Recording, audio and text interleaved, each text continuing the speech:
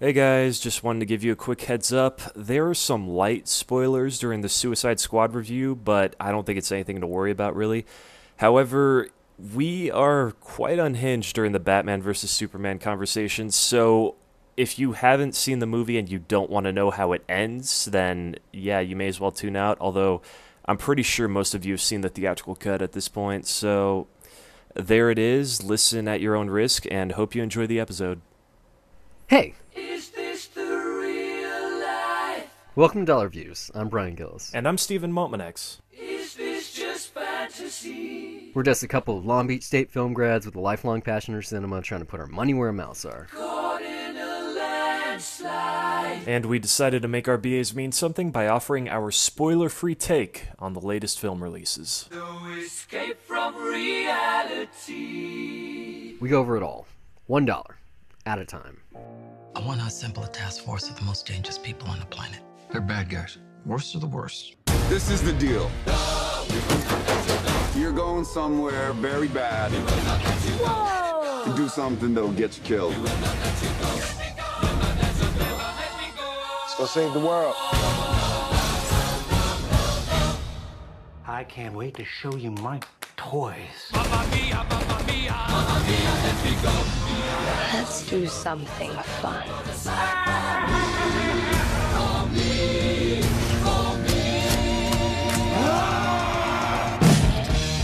So welcome to the official, unofficial DC Entertainment episode of Dollar Reviews. It's pretty official. Pretty much. That's the theme. We're gonna be. Is it a theme That's the though? running It's like a theme. running. Yeah, it's a running gag on the show. It's a killing joke. Starting off, we have a guest this week. He's been on the show before, most notably 2 Cents when Steve was on hiatus. He has a Cynical Cartoons. He does Get Real Rob, the Adam Sandcast. Welcome, Tyler Naomi on our Marchand. Patreon. Oh yeah, that too. Yeah. Hey guys, how's it going? You guys and the audience as well. They can answer on their own, I guess. A couple people we got listening, hopefully. You know, Yeah. Some strangers. It's an interactive show. Just tweet back on Twitter. I'm doing fine. Right? Yeah. So this is the DC history show, right? We're going all the way from 75 plus years ago when Superman was invented. We're gonna move up to now, right? Yes. Talk about Very- everything that's ever been made, very from the quickly. Fleischer Superman cartoons to, Adam West Well, Batman. you guys can to get the- into that. I'm just gonna. You left out the cereals. We have to cover No, I all left out those. everything. Without oh yeah, I guess that was spoilers. before Fleischer. Yeah, But I've been watching those Fleischer Superman cartoons this week, man. Those fucking kick ass. So cool. I don't know if I'd be into it because he couldn't even fly. Yeah, he's just jumping over No, buildings. he was No, flying. yeah, he was definitely he's flying. flying. Yeah. Oh, okay, so he just That's where got... the flying was invented. Okay, yeah, there you go. It was like 1946 or something like that. I think it was 42. There was one of them It's called definitely around World Superman. War II. Yeah. Yeah, it was during World War II. There was one of them, a propaganda film called Superman versus the Japateurs, and he fights like a really offensive Japanese stereotype. It was horrible, but it looks beautiful. So let's start with Suicide Squad, the one that's actually out now. I guess you could... Was this more anticipated than Batman vs Superman? I can't not at tell. all. No. No, not at all. I think in certain circles, we were talking about before the show, I'm sure Will Smith fans were definitely anticipating this. Anyone that likes 30 Seconds to Mars, for sure. I And think he- that people were down on it because of Batman v Superman specifically. Definitely. Not me. I mean, I kind of forgot about Well, yeah, but we're talking about like general public, right? Not just Will Smith fans or not just you. Well, it's just, I mean, after Batman vs Superman, I guess it looks like it's becoming popular to just bag on DC now just for the sake of it. Oh, there's these really horrible pieces on like THR and Variety. It's like comparing the first 3 DC movies versus the first 3 Marvel movies, and like what Marvel can't do wrong, and there was like this Reddit thread. It was like, what's gonna happen first? Universal acclaim for a DC movie, or that's- universal hatred for a Marvel That sounds film? awful. Yeah, I mean, That's first the 3 internet Marvel right movies now. too. I mean, first off, DC's winning if we're just making the comparison Yeah. based on those. Man of Steel's better. Yeah, Well, Man, not I better love than Man of first Iron Steel. Man, You but- know that. I'm going to So- say something that may be controversial in this inner circle. As between long as me it's and not you a two spoiler, guys. that's okay. No, it's not.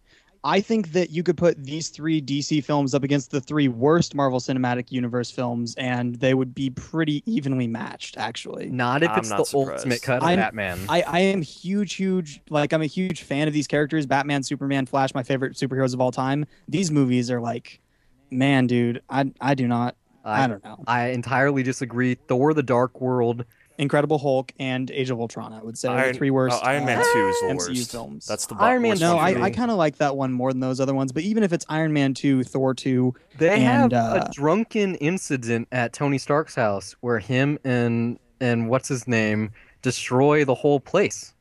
I mean, fuck Yeah? that. Also, just as far as is villains, that Mickey like a Rourke bad is thing? totally This movie wasted. has like Oh yeah, Totally wasted. Sure. Yeah. That I whole like sequence. that. Just talking about villains, I think this is going to be the point. It's going to be a running thing on this episode. There has not been one good MCU villain besides Loki. There isn't Kingpin, anyone. Kilgrave. No, they're not memorable. People What? don't go around talking you, about man. them and how cool they were. Not I do. Ultron, not nobody. All right. Well, are we talking about the Maybe- MCU or like? Yeah, the that's MCU solely. specifically. Yeah. I mean, Kingpin Just and the Kilgrave. That's MCU. completely different. Yeah, Wait, because are you saying that the villains in the DCEU are better? Because The- Doomsday is like a fucking piece of shit, man. he's not even. Well, it's not him. He's the just like villain. more He's not. villain He's than- not the villain. Yeah. Lex Luthor and Zod are 1,000 trillion million more times memorable than anyone that's been in the MCU proper. That's the nicest outside thing of you've Loki. ever said about Lex Okay, Luthor. agree to disagree. No, I mean, I Zod like definitely Lex is Luthor well far enough. more I don't think memorable that than he's that anyone much else. better. I also agree to disagree. All But right. yeah, We'll talk about that I again. think that he's okay, but yeah, okay. We'll talk sorry. about this a little later when we get into bats. Sure. But the Suicide Squad. I don't know if you listened to it, but me and Steve did a Death Cinema episode for The Dirty Dozen. Came out Wednesday. It was our anticipation for this, and for good reason. We kind of talked about in the intro. Basically, David Ayer made it known that, oh, this is the Warner Brothers DC version of that film. Inglourious Bastards also borrowed heavily from it. It is the bad guys getting, well, not necessarily bad guys, but criminals being put together for a good cause. It's this film. And I mentioned it during the episode. You know, I had lots of problems with the film. As much as I did enjoy it, I didn't buy it for $1. You know, I had issues with, none of the characters have backstories. You don't really get to see anything except when they team up, but then there's a lot of filler. I go on and on about it. I want to retread it because, you know, you can listen to that on its own. But this film fixed a lot of the problems I had with that film, even if this film isn't great. It's not this is far from a perfect movie, but it did correct a lot of the issues that I had with The Dirty Dozen. For instance, you get them getting caught. Every single bad guy in this film, you see them, what they did and why they got into Bel Rev or Arkham or why they're in penitentiary.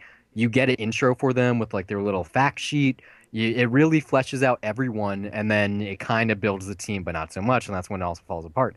But it, at least from that little thing, when I was watching, I was like, this kind of is the better remake that I was calling for, even if it isn't necessarily as good of a movie. I can hear the sounds of disagreement from Steve. We should maybe I love the all give a Dirty thumbs up, thumbs sideways, thumbs down. This is going to be a us, really maybe? weird podcast here. But I Okay. mean, first off, I love The Dirty Dozen. I was open about that. So, definitely Brian's a words movie. definitely kind of Definitely. I upset haven't me seen it a yet. bit there. 100% enjoy Dirty Dozen more than this. I'm not saying it's a worse movie. I'm just saying that in terms of what I look for in a film, especially a film of this nature, this did it better for me. The setup for these characters and for the squad, less so their mission. The mission here is, like I said, once it gets past like the second act in this movie, it kind of, it's not a disaster, but there's a lot of problems. It becomes very standard, I think, at that point. Yeah. But it would kind of remind me of Ghostbusters a little bit. Like once they actually got to the big bad in Yeah. the city and the action set piece is like, I've seen this. Cool. I guess it's a summer movie. I mean, compared to the other films this summer, it's on par. I think it's a little bit better than those. You know, I didn't read any of the negative reviews. I'm just aware that they exist, and I don't know how hyperbolic they are. So, You want me to paint you a picture by numbers? go ahead. Yeah. This has a 27% on Rotten Tomatoes and a 41 on Metacritic, which is almost the exact same for Batman vs. Superman theatrical cut. That has a 27% Rotten Tomatoes and a 44 Metacritic. So critics across the board are unanimous for their hatred for both films. I think more so this one. I read some really horrible, nasty things from like Matt Singer, where Slashfilm posed the question, should you wait till the mid-credits for the sequence? And he tweeted at them, you shouldn't wait after the opening credits. I read Peter Travers' review in Rolling Stone, where he called this a limp dick attempt by David Ayer to make a fun superhero film. All the reviews that I read, all the tweets that I saw from non-fans are like as bad as it can get. I think that, I mean, do you think that fans or non-fans would hate this movie more though, because as a fan of these characters in this universe, or not this universe, I'm a but fan of the source two material. characters in this movie: Harley Quinn and the Joker. Everyone else is basically A bottom fan of them in the feeders. comics, or a fan of them in this Period. movie? Okay, so you liked the Joker's No, portrayal no, no, of no. this. Okay, Well, okay. Jared just Leto. clearing it. I can't believe Jared Leto was cast even still now. All right. We all had Yeah. this gut feeling. Well, let me. When this Academy Award winning actor Uh-huh. follows up, the Dallas Buyers Club with this. We see that first image of him with the damage tattoo on his head. We see the horrible makeup and clothes. And then we get that first trailer. We're like, oh no, it's going to be good. It's going to be fun. It's going to be great. And then you see the movie and you're like, that's not my Joker. You know what? This isn't anyone's Joker. There was no point where I saw something and I was like, this movie's going to be fantastic. Like, I had hoped all along, like, oh, I'll be wrong. Like, I don't know. I didn't think that Avengers was going to be good when that came out. And then I was proven wrong. And like, that happens sometimes. But All right. Well, I don't know, man. With this one, there was no light at the end of the tunnel. Well, for me if you anytime. asked me at the end of the first hour what I thought about this movie, Mhm. I would have told you I loved it. At the end of There's a lot of fun the there, first yeah. hour, I was expecting dog shit, and then right at that opening sequence, just throughout the exposition, all at the beginning of where you find out everyone's backstory, the way that it's told, like it's really like a hyper fever dream, and I was on board with it just 100%. I don't have any perspective on the source material or the comics. Everything I know about these characters I've known from previous movies or cartoons growing up.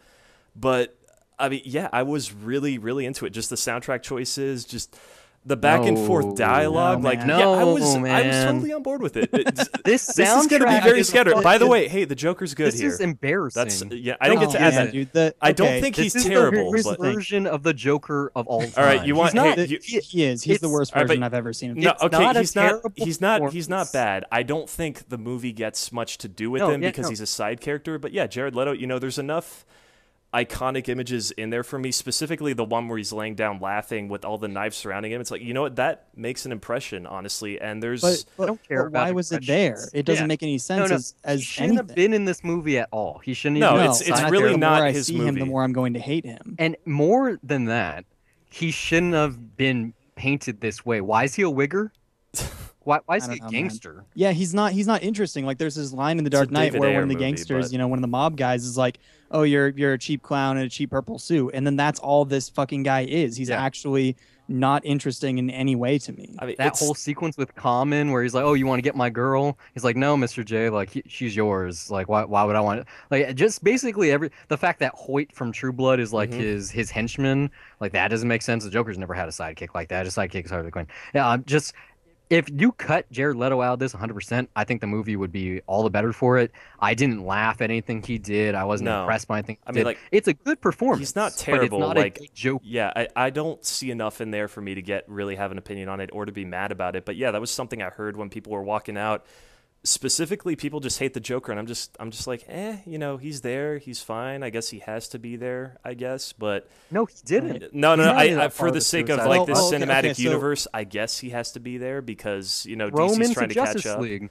But Commissioner Gordon's in Justice League. Put him in the Justice League. Yeah. Put him in the So- Batman so solo film. for- I'm just me, saying it it's feels not like enough this, to piss me right? off. For Gotham me- did Joker better than this movie. Fair enough. Oh yeah, I think so. Jerome's pretty cool. Jerome's pretty cool. For me, it feels like Jack Nicholson, when he played the Joker, didn't like really give a shit about the character. He was just like fucking around and having fun. When Heath Ledger did it, he was such a method actor that like it came around to this point, and Jared Leto was like, "Oh, I've got to do the method thing too," and like all of the behind the scenes stories are like so They're fucking really stupid. good. No, I like Well, the behind the scenes well, stuff where and- it's like and, the used condom and the dead Right, but why? rat. He doesn't And have any scenes with those fucking people. I he think only that's- has scenes with Harley, It and was then to he's in a build- helicopter when everybody's there. it was to build his persona on the set, so it was like, oh, this is the real thing. If, Well, but if it I he's doesn't do doing think show that on that is a screen. fair If they had point, said though. He's that- definitely. It sounds like he's taking notes from Ledger, and he's trying real hard to top that and to get into character. And He's never been a good I actor, definitely buy okay? that he's fucking crazy, like the character. I like buy in- that he's in Requiem for- psychotic. I'm but a I'll little talk about that a ashamed bit more that later. I've shook the guy's hand now. Really? To be honest,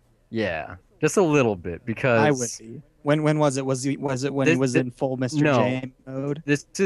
Well, just period, because it was like a stupid like K-Rock thing, and I went with the girls a date, and she like got his autograph. It was like the 30 Seconds to Mars first album like promotional tour or something. Didn't even know he was really an actor at this point. I hadn't seen American Psycho. Like I didn't know who he was. And it's like a flashback to that moment now. I'm thinking about it, just notice everything about him in this movie. He shouldn't have been in the script. He has nothing to bring to it. Like I would have much preferred more backstory for Katana or more I do backstory for think that Killer Harley Croc. Quinn's backstory is important. Oh yeah, I her think that backstory. he needs to be there for Yeah. that. And he is a pivotal part to why she exists as a character and her motivation. Because, like I said, she's great in this. Sure. Like Margot Robbie could get like a Golden Globe nomination for her performance. She is fantastic. I doubt It they'll is- do that, but I It's could definitely possible. say if we lived in a different world, yes, I could see that. This is a comedy, I- and I think it's doable. Like I guess you would say she's a lead actress, but the Golden Globes don't actually give awards for what they deserve. Like look at The Martian being nominated for Best Comedy. Well, that and the so I Golden could Globes see her are get fucking something. jokes, so who cares? Yeah, I I don't kind think of. that she was. I don't think that she was all that perfect in this movie. Like I think she's the best there were performance of characters- Harley Quinn so far. But there were characters in this film that I liked despite them being in this film and despite what they were doing in this film. I was like, I like Harley Quinn in the comics enough that this gets a pass. Like I like Harley Quinn. I don't think that, or I like Margot Robbie. I don't think that she did anything interesting in this movie at all. Not She has a good necessarily presence in there, interesting. honestly. And Yeah, she has the presence, and just she's not forgettable screen. No, yeah. I think her and Will Smith, and it's kind of funny Mm-hmm. because they were in a movie together called Focus. And this kind of seems like a reteaming of that because it's the only thing that's really amazing. As much as I like Joel Kinnaman as an actor, he's AKA great on The RoboCop Killing. Light. Not my RoboCop, but yeah, Die RoboCop. I watched RoboCop because of him. I was excited because of him and Jose Padilla, and then also other reasons like Sure. It was RoboCop. it was RoboCop, and it was not him in this film. It's not as much as I liked Paper Towns, Cara Delevingne, or whatever the fuck her last name is. She's not special. Like no one is special in this movie besides Will Smith and Margot Robbie. Like Jai Courtney, probably the best movie he's ever Seriously, been in. I didn't even know To it was be him. honest. I was wondering, where is Jai Courtney? Oh, okay. Scott Eastwood, he shouldn't have been in this movie. He was like misleading cast, and everyone thought he was gonna be Nightwing or something. He's just Yeah, I I was looking for him the whole time. I didn't even see him. He was the main army guy. He was Joel Kinnaman's right hand guy, the SEAL that's always there. That was him. Does he have a line of some sort? He has many lines. He's literally cannon fodder. He's just Yeah, for me that's literally forget it. Like I didn't even no. know Like I he was said, in he this. he shouldn't have been in it. Like it could have been nobody. It would have been fine. But Hmm. I don't care about Deadshot as a character. I've never related to him. He's not pivotal. He's just look, it's an assassin. That Batman always kicks his ass. I mean, to Like, me, it was cool. just like, oh, look, it's Will Smith, and he's saying some Exactly. really smart, witty Will Smith things. Cool. Yeah. It's like Will Smith doesn't wear the mask for kind of plot reasons in this movie, but it was so you could always know that it was Will Smith in the same way that Margot Robbie, you're like, oh, that's Harley Quinn. And so them two together sold the movie for me. Even if I didn't love it, I loved them, and I loved what they brought to the film, that it stood apart enough from Batman versus Superman and Man of Steel as kind of like a guiding light, just the possibility of a fun adventure or a more fun adventure than this is down the line. Like the fact that maybe The Flash will be good or Green Lantern could be good, that they can bring this fun, zany comic book adaptation on the screen if they can bring these characters there. Because Joker didn't do it for me. No one else did it for me in this movie, but they did. And I think that's what most film goers are going to go for this. They're going for Will Smith. They might be going for Harley Quinn. And they sold it to me. Like, not perfectly, because the movie would, I guess, have to be perfect for that to be the case. But I think they go toe-to-toe with anyone in the Marvel movies outside of Robert Downey Jr. I mean, for me, Like, they are that iconic almost now. things that just didn't make an impression on me. It wasn't necessarily the cast. Like, I mean, I don't think that that Jared Leto's Jay bad. Hernandez is good, though. Jay Hernandez is he fine, but he surprised doesn't me. get much to do. Viola Davis was a standout for me. I mean, she really, she gets a bunch of big moments in this, and she's given a lot of great dialogue to say. I mean, cast-wise, it's fine. Like, I don't value one over the other necessarily. I think they're all given really good things to say, and they actually play off each other really well, and that's a good part about the movie. I really dug the style, though, especially in the beginning of just how the colorful intros with the overlays, just and the computer ADD stuff. editing, all those graphics. Yeah. How you literally are gonna have to pause it just to read some of this stuff. But And then, yeah, the second half, it's not bad. It's just in comparison, it becomes more of a It's missing, standard yeah. blockbuster. And It lacks the yeah, panache. and I mean, I still actually found it enjoyable. In fact, I'm gonna go ahead and say it. I think this movie is better than Guardians of the Galaxy. I know. Yeah, Yeah, I disagree especially in strongly. that third act, because I mean that's a big problem with Guardians for me. Okay, yes, Yeah. Guardians ends really poorly. Yeah, and I mean, just the but third act is to me, was more bloated there. Here, I thought there was at least a lot more interesting things happening, tension-wise. Even though the villain in this is not that great, there are specific things that happen that sort of almost divide the team in this that I thought was an interesting thing.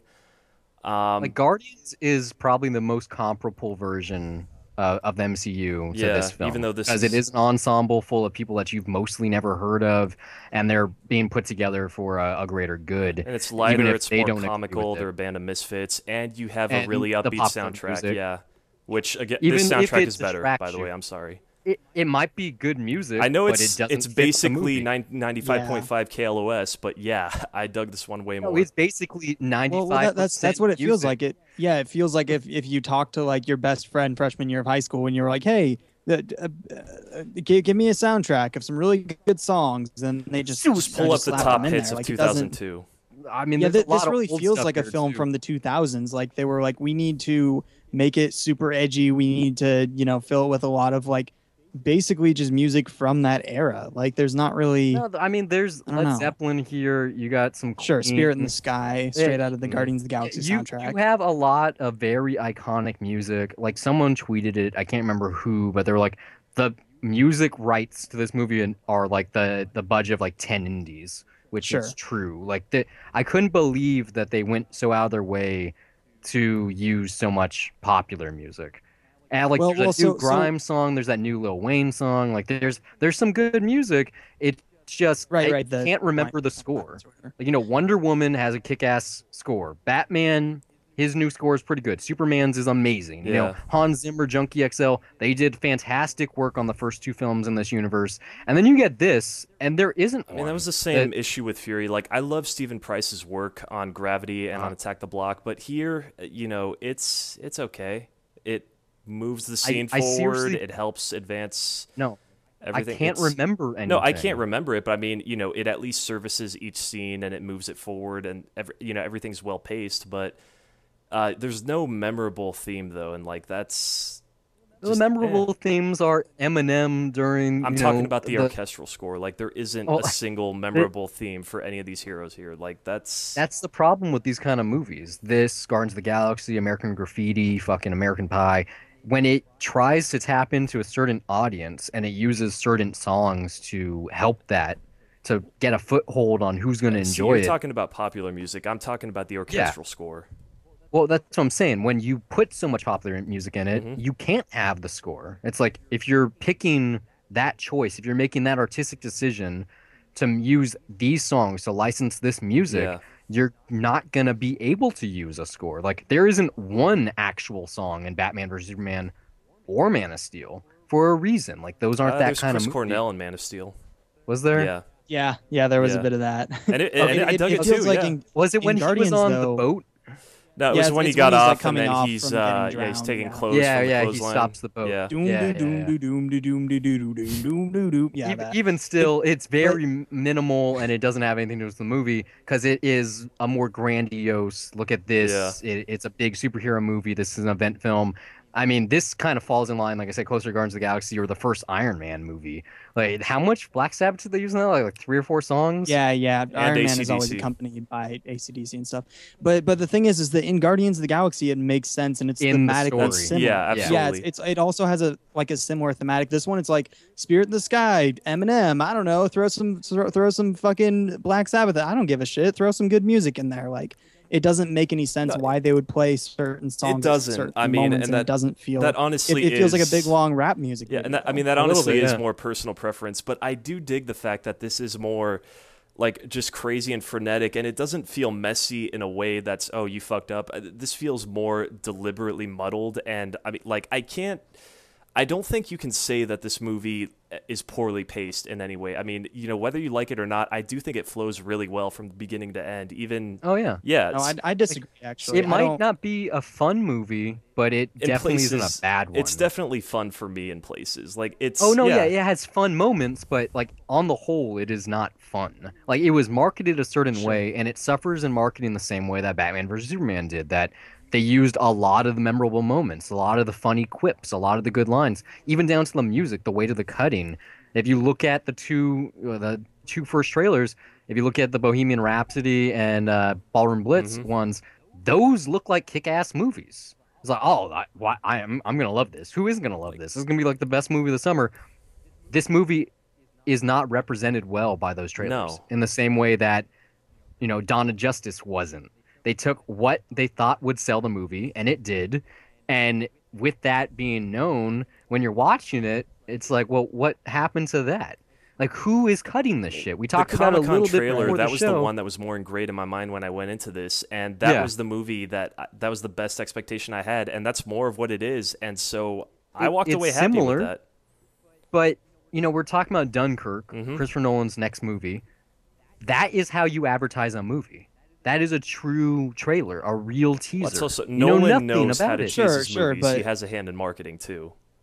Okay, Yeah, but I mean, you can't tease a movie like this like you can tease Dunkirk. That's are like you a thematic. joking? No, I'm not. That's you like have a thematic Harley thing. Quinn. Like this. You got Killer Croc. You got the Joker. No, I'm saying that you can't like have like a subtle, like nuanced, like no plot teaser I for think a so. movie. Yeah, like I mean, this like if anything, Well, because you have to sell it to 14-year-olds. How are you supposed to do that if it's By too... just by the having way, Jared kids should Leto not be in seeing front of this the movie. By the camera. way, you know that they're going to, to, but no, they should not be going. Well, This but isn't- this would have been like my favorite movie when I was 14. I fucking oh hate yeah, I'm it saying now, don't but I take should have seen it 8-year-olds, then. but yeah. Oh yeah, okay, I feel you. I think this is just okay for 8-year-olds, more so than Batman vs Superman is. Like that is a much more gritty, dark. No, they shouldn't see either devastating of these movie. movies. And Man of Steel would bore them. These aren't movies made for kids at all. And I feel like there's a very specific group of people that these movies are made for.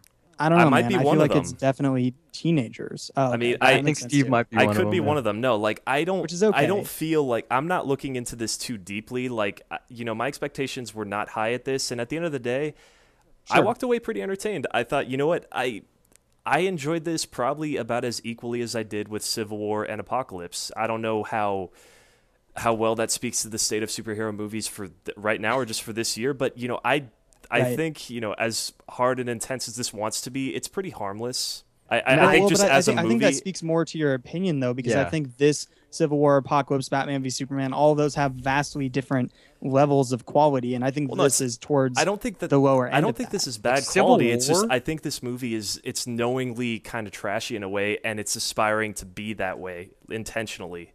Like it's This falls in line with most of David Ayer's work. exactly I haven't seen yeah. it all. I mean, it's I haven't seen End of Watch. this but, is from the you know, guy it's that did not the Street best Kings, movie. and that it just seems Or fitting to better me. yet, It's the guy that did Fury. yeah, I mean, well, very different, but I mean, it's very refreshing also in some way to just see a movie that's basically a comic book movie done in that style. Just like This is the first time there's ever been a Hispanic superhero on that's true. screen. By Jay Hernandez, nonetheless. Of course, it's a David Ayer Nonetheless, like this might not be a perfect movie. It might not be great, but at least you got a black guy, you got a crazy white lady, you got a Japanese girl, you got a Mexican cholo, you got You can't count Australian. Slipknot. Okay. I'm Yeah, about to well, say, yeah, you got a you Native can't American count him. He's in there dude. for less than 30 seconds. You have Killer Croc, who under it he's black also, but you have like a freak of nature. You have a lot going on here in terms of just cast. You got Amanda Waller. Like it is a very diverse thing, and there's yet to be. I mean, Guardians of the Galaxy. It's similar in that way, but it still seems like the Chris Pratt show. Whereas no one really gets center stage here. Like Will Smith, yeah, he's the closest thing you got to a main character. But even it's splintered. It's splintered Yeah, between. I think even more so Margot. It's Yeah, more like it's him and Harley Quinn, Quinn, Deadshot, yeah. and Rick Flag mainly. Rick Flag a little bit. Like I think he gets as much screen time as Amanda Waller. It's like just Right. about even there, and that makes sense because he leads the Suicide Squad and she made it, and so that makes sense. But yeah, this is a Deadshot / Harley Quinn movie. Like I said, this is Focus Part 2. Like you could tell whatever chemistry they had. Wasn't that a Warner Brothers film as well too? Yeah. I don't know. Yeah, so whatever chemistry they had there, Warner's was like, you guys want to be superheroes? I thought Cool. that they were cast in that as because of this, really, because that was one of No. those movies that was shot real fast. Like, No, because most of this seems like it was filmed after Batman versus Yeah, I mean, Superman. It's pretty Focus came obvious out when, like way over a year ago, I think. yeah, like almost a 2 year years and some change. Yeah. Yeah, oh, because okay. I mean, we haven't talked about the problems necessarily here. We talked about the music, and without getting well, and ruining them, you Mhm. have this huge event unfolding here. The baddie is doing something devastating, fucking up this whole city. I would say that it's on a grander scale than Doomsday and Batman versus Superman. Like that's yeah, pretty this minor. is a world-threatening Yes, exactly. thing for some This reason. is something gigantic, destroying all this shit. It's a big event. Whereas you get the media coverage in Dawn of Justice. This is like they and covered it up. It's like fucking Michael Bay You Transformers couldn't shit. cover it No, up, this though. is like it feels like that's how they're treating it. Yeah, like it doesn't make sense. If you already paint this world a certain way Mm-hmm. in the film right before this, and there's obvious references to that film that just takes place in a post Batman vs Superman world, why doesn't it seem like the same world? Why is it that CNN and Jon Stewart and all of these talking heads, why don't they give a fuck about this incident?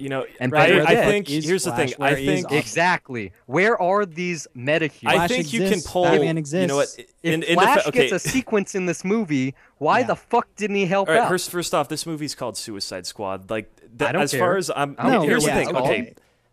the stuff at the end of Man of Steel is not resolved at the end of that movie, but they bring it up later. So I could totally see this being referred to later in Justice League or later on down the line. But as far as this is a movie called Suicide Squad, these guys, they're all in prison. They're cut off from the rest of the world, from any news outlets. So the fact that we're seeing their story and we're not getting any of that at the end, I'm fine with that. I don't need that information at the end as things are wrapping up. I can believe that it's there, and I'm sure it's going to be referred to later in this universe. That's not a fix, though. Saying they can make up for I'm just saying later. it doesn't strike me as a flaw. Now, what's a big flaw for me is how the fuck does Harley Quinn have a cell phone throughout the entire movie? It was gifted to her. That's a spoiler. We can't talk about that, but it was gifted Really? to her. Ike missed that. Barinholtz, the funny guy from Neighbors, when he was in the casino and he was about to get fucking killed, Joker said, "You're gonna work for me, right?" And he kissed the ring. He gave him the phone. Next time he saw Harley Quinn, he gave her the phone.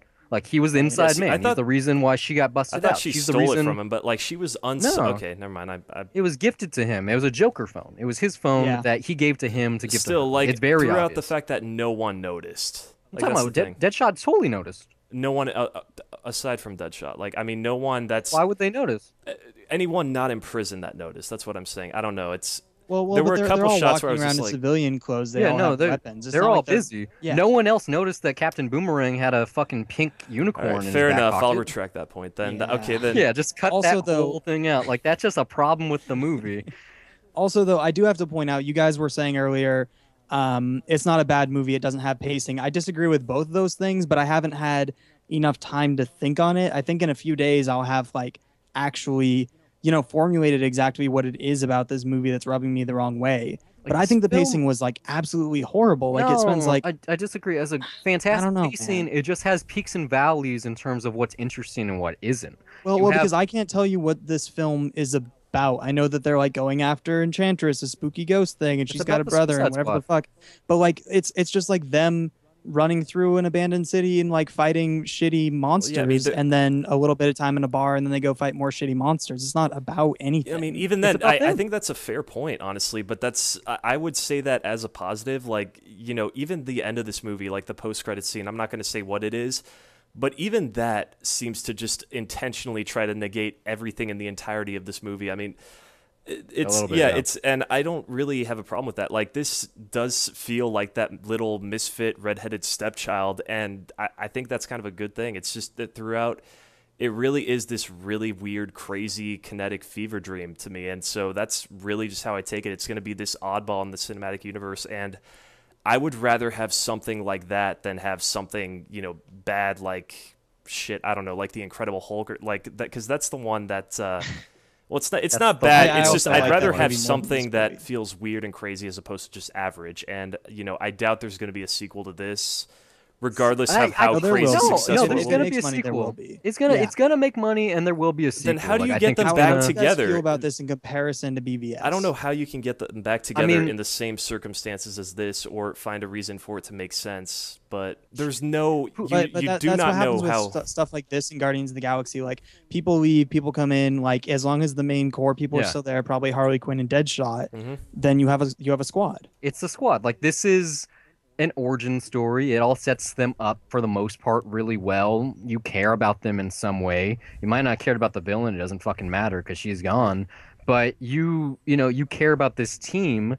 People might not love it. I didn't have a lot of applause. I didn't have a lot of laughter in my theater, but I'm sure a lot Nobody of laughed in my Yeah, theater. no, at there all. were laughs There was like in- one Really? joke that everybody laughed at. No, yeah. I had like a good amount of, well, maybe it's because I saw it in an urban area, but Well, Will I'm- Smith was yeah. getting a lot of laughter. I'm trying to remember. There was one thing towards the end that everybody laughed at. Maybe it was like the BET thing, but that's it. I don't No, know. There wasn't a the- lot of it. I the had good fucking- laughs, but it was a full theater, and you could tell half the people weren't laughing, and it was the same half Yeah. section the whole time. So No, people Well, definitely especially hate at this like thing. the big broad jokes, like when she breaks the glass and 'Cause he was steals in the the purse, and trailer. she's like, "We're bad guys." Well, It's in yeah, the but people trailer. It was usually in every laugh at those trailer. big dumb trailer No. jokes. I love those. When I Yeah, saw especially Batman versus college kids. I'm living Superman- in a college town. No one laughed at the "I thought she was with you" joke. No. You know Well, why? 'cause Because that we joke all fucking saw it. sucks. It still that doesn't joke's even really make funny. sense in the actual movie. It totally makes sense in the movie, guys. No, it doesn't. It's Yeah, not. he's funny got and it no doesn't reason. make Well, sense. first off, like How why does it would make how sense? would He Superman know who invited Wonder her. Woman is? By the way, like he was talking to her the whole time. Yeah, it really doesn't make any fucking sense. She was wearing the garb. He didn't know that was her. Oh, come on, Not really. come on. He was. Why would he invite her if he didn't know it was her? He saw was the picture busy of her. looking He at her saw the shoes. He file. saw the picture of her from the Yeah. 1940s where she was dressed exactly like that. He knew who he was inviting. He was Why would he busy send the looking files at for her dress, superhumans to okay? this You fucking cannot person make who any isn't Miss excuses Wonder for this Woman? one. I can. you It's can't. true, Brian. It's not a funny joke. It's a shit line. Yeah. We It's a gotta pretty. No, but I think mean, it is yeah, no. For actually a this, pretty it's like funny I joke. don't think it hurts the movie, but I didn't need it. I saw it enough times in the trailer that I was just kind of like, okay, let's get that done with. That's literally how it plays out. It's just Yeah. it's thrown in there. It's It's, the, a quick "I've few already seen it" seconds, and then Sure. yeah, it's like, oh, we It was got to a throw this perfect thing. trailer Yeah, it's joke. like we got to throw this thing in here because people that saw the trailer, they're gonna be pissed that it's not in the actual movie because people are like that. I mean, yeah, they literally just throw it in for 30 seconds and then just go to the next scene. No, it's not even 30 seconds. It's like less 6. than that. Well, but a lot of the jokes in this movie that are reaching so hard just like fall so flat, like the unicorn fetish thing, or like when No, she's I laughed, talking about like the I voices laughed in her at head. the whole thing about the unicorn. Every time I saw it, I don't know why, but I Well, totally. yeah. did. I mean, But almost like as much a lot of as. them are reaching so hard, they're so broad. It's like a Tyler Perry movie at I times. mean, but It's not aside that from just the bad. jokes, I I felt like really it was. enjoy the back and forth dialogue in this. Like, especially the coming most from my part. Viola Davis or even Will Smith. Yeah, I mean, Like I right said at the during beginning, Dirty yeah. Dozen, my problem with that was that you had all these really cool characters and none of them really talked to one another. Like they had moments together where they were in tandem and they had a little bit of dialogue, but they didn't back and forth. They didn't bounce off of one each other. And here, for the most part, everyone gets a moment with one another or all together. Like that bar sequence towards the end of the movie is probably the best thing in the whole it's a thing. really good scene. Like yeah. I really started to care for them at that moment. You understood it was the like that's not shave thing from Dirty Dozen. It was like, okay, they're actually a squad now. They're actually here. They know why Well, they're except, here. except that they were doing things I don't think the movie understood the characters in that moment because like I don't know if this is a spoiler. Maybe we should wait to talk about that scene in depth. I don't know. Just cut it yeah, out. maybe. But I mean, Okay. like I will say, like Well, I do well- think at least in that scene, even if their reaction was more along the lines of just, fuck it, let's just go. That's still good enough. I think it still earned that. Well, what I was talking about was that Harley Quinn has an issue with somebody killing women and children, and it's like she is dating the Joker. That's what he does, and she's part and parcel of all of that. And yet she has an issue with it in that moment. It's like they're trying to soften up these characters way too much because that's not who they are. She wasn't the one that had an issue. The She guy had that an had issue an with him not was, admitting it. No, she was Yeah, too though. Her Well, issue was with Deadshot had the issue. Well, her issue was that he did it and he wouldn't admit it, but also she was like so mad at him in that moment because he did it. I disagree. She was mad because he didn't own up to it. Yeah, That I he didn't was a get the piece of sense shit that she and was he angry for him didn't doing it. that he thought he wasn't a piece of shit. The whole movie's going, I don't use my powers anymore. I'm not a bad guy. Yeah, Like, she's the one that's not saying me. no. Embrace your inner insanity. Yeah. Be fucking crazy. She's like, everyone here, we're pretty on the outside, but ugly on the inside. Well, except you, Killer Croc. You're both. And he's like, fuck you. I'm gorgeous. But no, she is not. hating him for that. Like she doesn't judge anyone in this movie except herself. I think that she's written very well, especially for someone for most of comics and cartoon history has been pretty flat. I mean, Mad Love is a really great introduction. What Bruce Timm did there is fantastic. It really set up a really iconic character.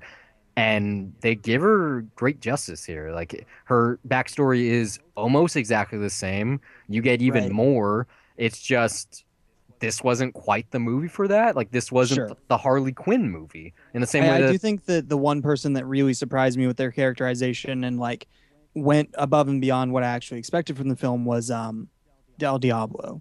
yeah, he was like, great. Yeah, Yeah, I everybody knew else sort of let nothing- me down because I know their backstory I'm- already. So you can't give me this sob story about like he I'm needs to pretty take care of his sure daughter. though the reason he got that backstory is because David Ayer Yeah, they is work together all the Hispanic. time too. Yeah, they work together, and then he also probably made it a point during production to make, a cholo superhero for good reason. If you've seen Training Day, it seemed like that scene was basically straight out of that. It's like Sure. this could have been a side character in that world, like Ethan Hawke, or not Ethan Hawke, but Denzel Washington could have arrested him at some other point in like the prior adventures of Hawke in Washington, and like that's kind of the reason why he's special in this. And that's not a problem because that's most of Ayer's filmography. It is stories that he relates to people that are from where he's from and a world that he's comfortable with outside of Fury, which, is World War II. But even still, like there's some Hispanic characters there. But you said BBS. We should be talking about that too. But before we do, I'm guessing you'd buy this one, Steve. I kind, that first hour for sure I would have said it. I guess if there's any way to put a meter on it, then I would buy it for a low dollar. I don't know if I could put it there. It's No. it's not like Either- it's not like that second Either half. I'd buy that for $1 or Then not. sure, You've seen sure, I RoboCop. would. The guy's like, I'd buy that for 50 cents. I will Like, say that no. because if I said I wouldn't buy it for $1, I'd still say something like I'd recommend it, but I can't recommend this to everybody. I can't recommend this. It's like I love that first half, I really do, but I see it as like I could see how very divisive and polarizing it is, but there was something very refreshing and weird about watching this in a way where I could just go with it and I didn't have to expect anything to make sense, and really it's just the really odd just way that this is put together, especially in that beginning. And that just the fact that, we've never seen at least a superhero movie that has supervillains put together. Like maybe there's definitely room for something like Sinister Six to make something better, sure. But as far as the creative Coulda choices happened. that were made here and just the insanity of it all, even, I know you guys don't like Jared Leto, but that Harley Quinn origin scene, I'm sure a lot of people are going to say that's terrible. Like, I really dug weird shit like that in this, or just even when, that one scene with Common. It might be a matter of personal preference. I don't know, because I literally just got out of this, and I want to defend this more, especially because it's an unpopular view, I'm sure. But I don't see this as really any better or any worse than something like Civil War or Apocalypse that's come out this year. What about you, Tyler? The really sad thing is that I like hated this movie. I was like head and hands embarrassed at times. And I will literally, I'll be buying it when it comes out on Blu-ray just to check it out again. Like I'm that much of a completionist, like fucking idiot nerd that I'm going to do it. Like I own BVS on Blu-ray, I own Godzilla, and I didn't like either of those in theaters. So yeah, I'll be buying this. Who knows if it'll be better when I revisit it. I'm the same way. You can go listen to either one of my reviews, or our reviews rather, for Batman vs. Superman. I was very negative about that thing. I'll rewatch it and hear my opinions, but it deserved a rewatch. I said it during those reviews, like, oh, I need to give this another shot. I think this film's the same thing. Matter of fact, I actually have tickets tomorrow in 3D for this. Really? So I This will is be. in 3D. No, you Yeah, should. so- Why would you do that? I will. There's I got can a free see ticket. no exactly. point in Yeah, doing there's no that. reason to do I that. got a free ticket, Okay. Well, and my stepdad wanted to see it, and so maybe the 3D will help it. But I will be giving it another shot tomorrow, and maybe I'll be able to overlook a lot of the problems I had with it. You know what? Because, like I said, it isn't a bad I guarantee movie. you It's that just, this is. it's not I great. guarantee you that this is what will happen. Is that it will forever be that odd one in the cinematic universe, and even though I can't say it would be a cult film because to insist that would mean that it would have had to have tanked theatrically and it's going to make a shitload of money. I think it's going to have that same following sort of with that kind of audience that, there's going to be a group of people that are going to say, no, fuck you, Suicide Squad is awesome. But the majority of fans are just going to look at this as a piece of shit. I guarantee you that's what's going to happen. It's not. That's the thing, though. It's not a piece of no. shit. Like we've said it a couple times on the episode, 14, 13-year-olds are going to love one of this us for said sure. it, but... Because the reason... Well, but that doesn't mean that it's a good movie. 14, that's not what I'm 13-year-olds saying. love Transformers I'm 4. saying... Steve will fight you over No. Transformers 4 is a piece of shit. Yeah. The dinosaurs, four is trash. You're allowed to enjoy it. You're allowed to enjoy this, but saying that this isn't a bad movie, I think, is wrong. No, I don't think this is a bad movie. Yeah, it seems like everything is a certain audience. It's a cohesive movie, and everything is consciously made. I think you might disagree with some of the creative choices made in there, but yeah, I don't think there's anything bad.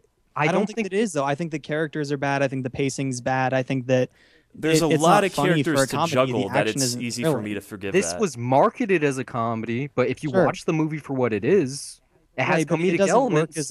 As a comedy or a drama or an action movie, I don't know what it is, so it doesn't work on any level for me. I do think it fails. That's what it is. Yeah, it's Suicide Squad. I don't try to watch movies with a genre in mind or with an intention. I just try to watch it for what it was, and for what this was, I kind of enjoyed it. It's funny. Like I didn't like it. I kind of referred to this in the Dirty Dozen review, but I mean, do you call that movie a war film or do you call it a comedy? What the hell? I told you it's a war comedy. Yeah, well, I know you could throw war in there just because it takes place during a war on the surface, but yeah, it's about a war I know, yeah. It's just war. As far as genre, it's tough to classify because it has so many different things happening. Like there are dramatic beats in there. There's a lot of laughs and clever writing, and then there's some good action. So, I mean, really, in a way, I guess it's a compliment to this movie is that it has many packages in one. Whether that's going to work for a lot of people, obviously it isn't, but for me, it totally did. There isn't obvious that it isn't. Most fans have not seen this movie. The only people that have seen it are the critics, and the critics have painted it in such a way that it's going to be shit on before anyone can really voice their opinion. I do want to read honest negative reviews, honestly, because I can see this being polarizing, so I know there have to be more out there than just people like Pete Travers just shitting on it for the sake of shitting on it. His reviews are always bad, but you should really read his review. He gave it half a star, which is just fucking ludicrous. Well, that's how he reviews. He either gives movies 5 stars or half a star. He's really a horrible critic, and I don't understand how he ever got in the game. He writes very obnoxious, that too, but he does very plot-driven reviews where he ruins everything, and they're never good. Like to even consider him in the same breath as Ebert Roeper is embarrassing. Like, I'm sure they met on multiple occasions, and Peter Travers is like, "See, you fucking nerd, get out of my face." Like, probably he's like, "I write for Rolling Stone, fucker." I don't think this was bad. Batman vs Superman theatrical cut, I thought was a horrible movie. On a numerical scale, I gave it a 6.7. There were so many flaws I couldn't overlook it. I was embarrassed. I was wearing a Batman shirt during the screening. Well, I never saw that screening, so I'm happy about that. I couldn't wait to get out of that theater fast enough.